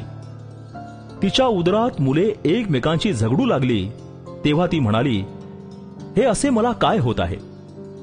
हे काय असेल ते परमेश्वराला विचारण्यास ती गेली. परमेश्वर तिला म्हणाला, तुझ्या गर्भाशयात 2 राष्ट्रे आहेत. तुझ्या उदरातून 2 वंश निघतील.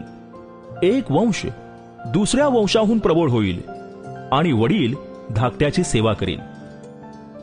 तिचे दिवस भरून प्रसूती समय आला तेव्हा पहा, तिच्या उदरात जुळे मुलगे होते. पहिला तांबूस वर्णाचा असून त्याचे सर्व अंग केशवस्त्रासारखे होते. त्याचे नाव एसाव ठेविले. त्यानंतर त्याचा भाऊ बाहेर आला. एसावाची टाच त्याच्या हाती होती आणि त्याचे नाव याकोब, टाच धरणारा किंवा युक्तीने हिरावून घेणारा असे ठेविले. तिने त्यास जन्म दिला तेव्हा इसहाक 60 वर्षांचा होता. एसाव आपला जन्मसिद्ध हक्क विकतो. ते मुलगे मोठे झाले. एसाव हा रानात फिरणारा हुशार पारधी झाला व याकोब हा साधा मनुष्य असून तंबूत राहत असे. एसाव हरणाचे मांस आणीत असे. ते इसहाक खाई म्हणून तो त्याचा आवडता होता आणि याकोब रिबकेचा आवडता होता. एकदा याकोब वरण शिजवीत असता एसाव रानातून थकून भागून आला. तेव्हा तो याकोबास म्हणाला, ते तांबडे दिसते ना, त्यातले काही मला चटकन खाऊ घाल, मी अगदी गळून गेलो आहे. यावरून त्याचे नाव अदोम, तांबडा असे पडले. याकोब त्यास म्हणाला, पहिल्याने तुझा ज्येष्ठत्वाचा हक्क मला मोबदला दे. एसाव म्हणाला, हे पहा, मी मरणोन्मुख झालो आहे. मला आपल्या ज्येष्ठत्वाच्या हक्काचा काय उपयोग?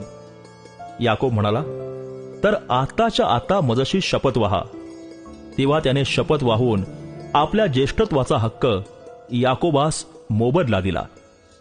तेव्हा याकोबाने एसावला भाकर व मसुरीचे वरण दिले. तो खाऊन पिऊन उठला व चालता झाला. याप्रमाणे एसावाने आपला ज्येष्ठत्वाचा हक्क तुच्छ लेखिला.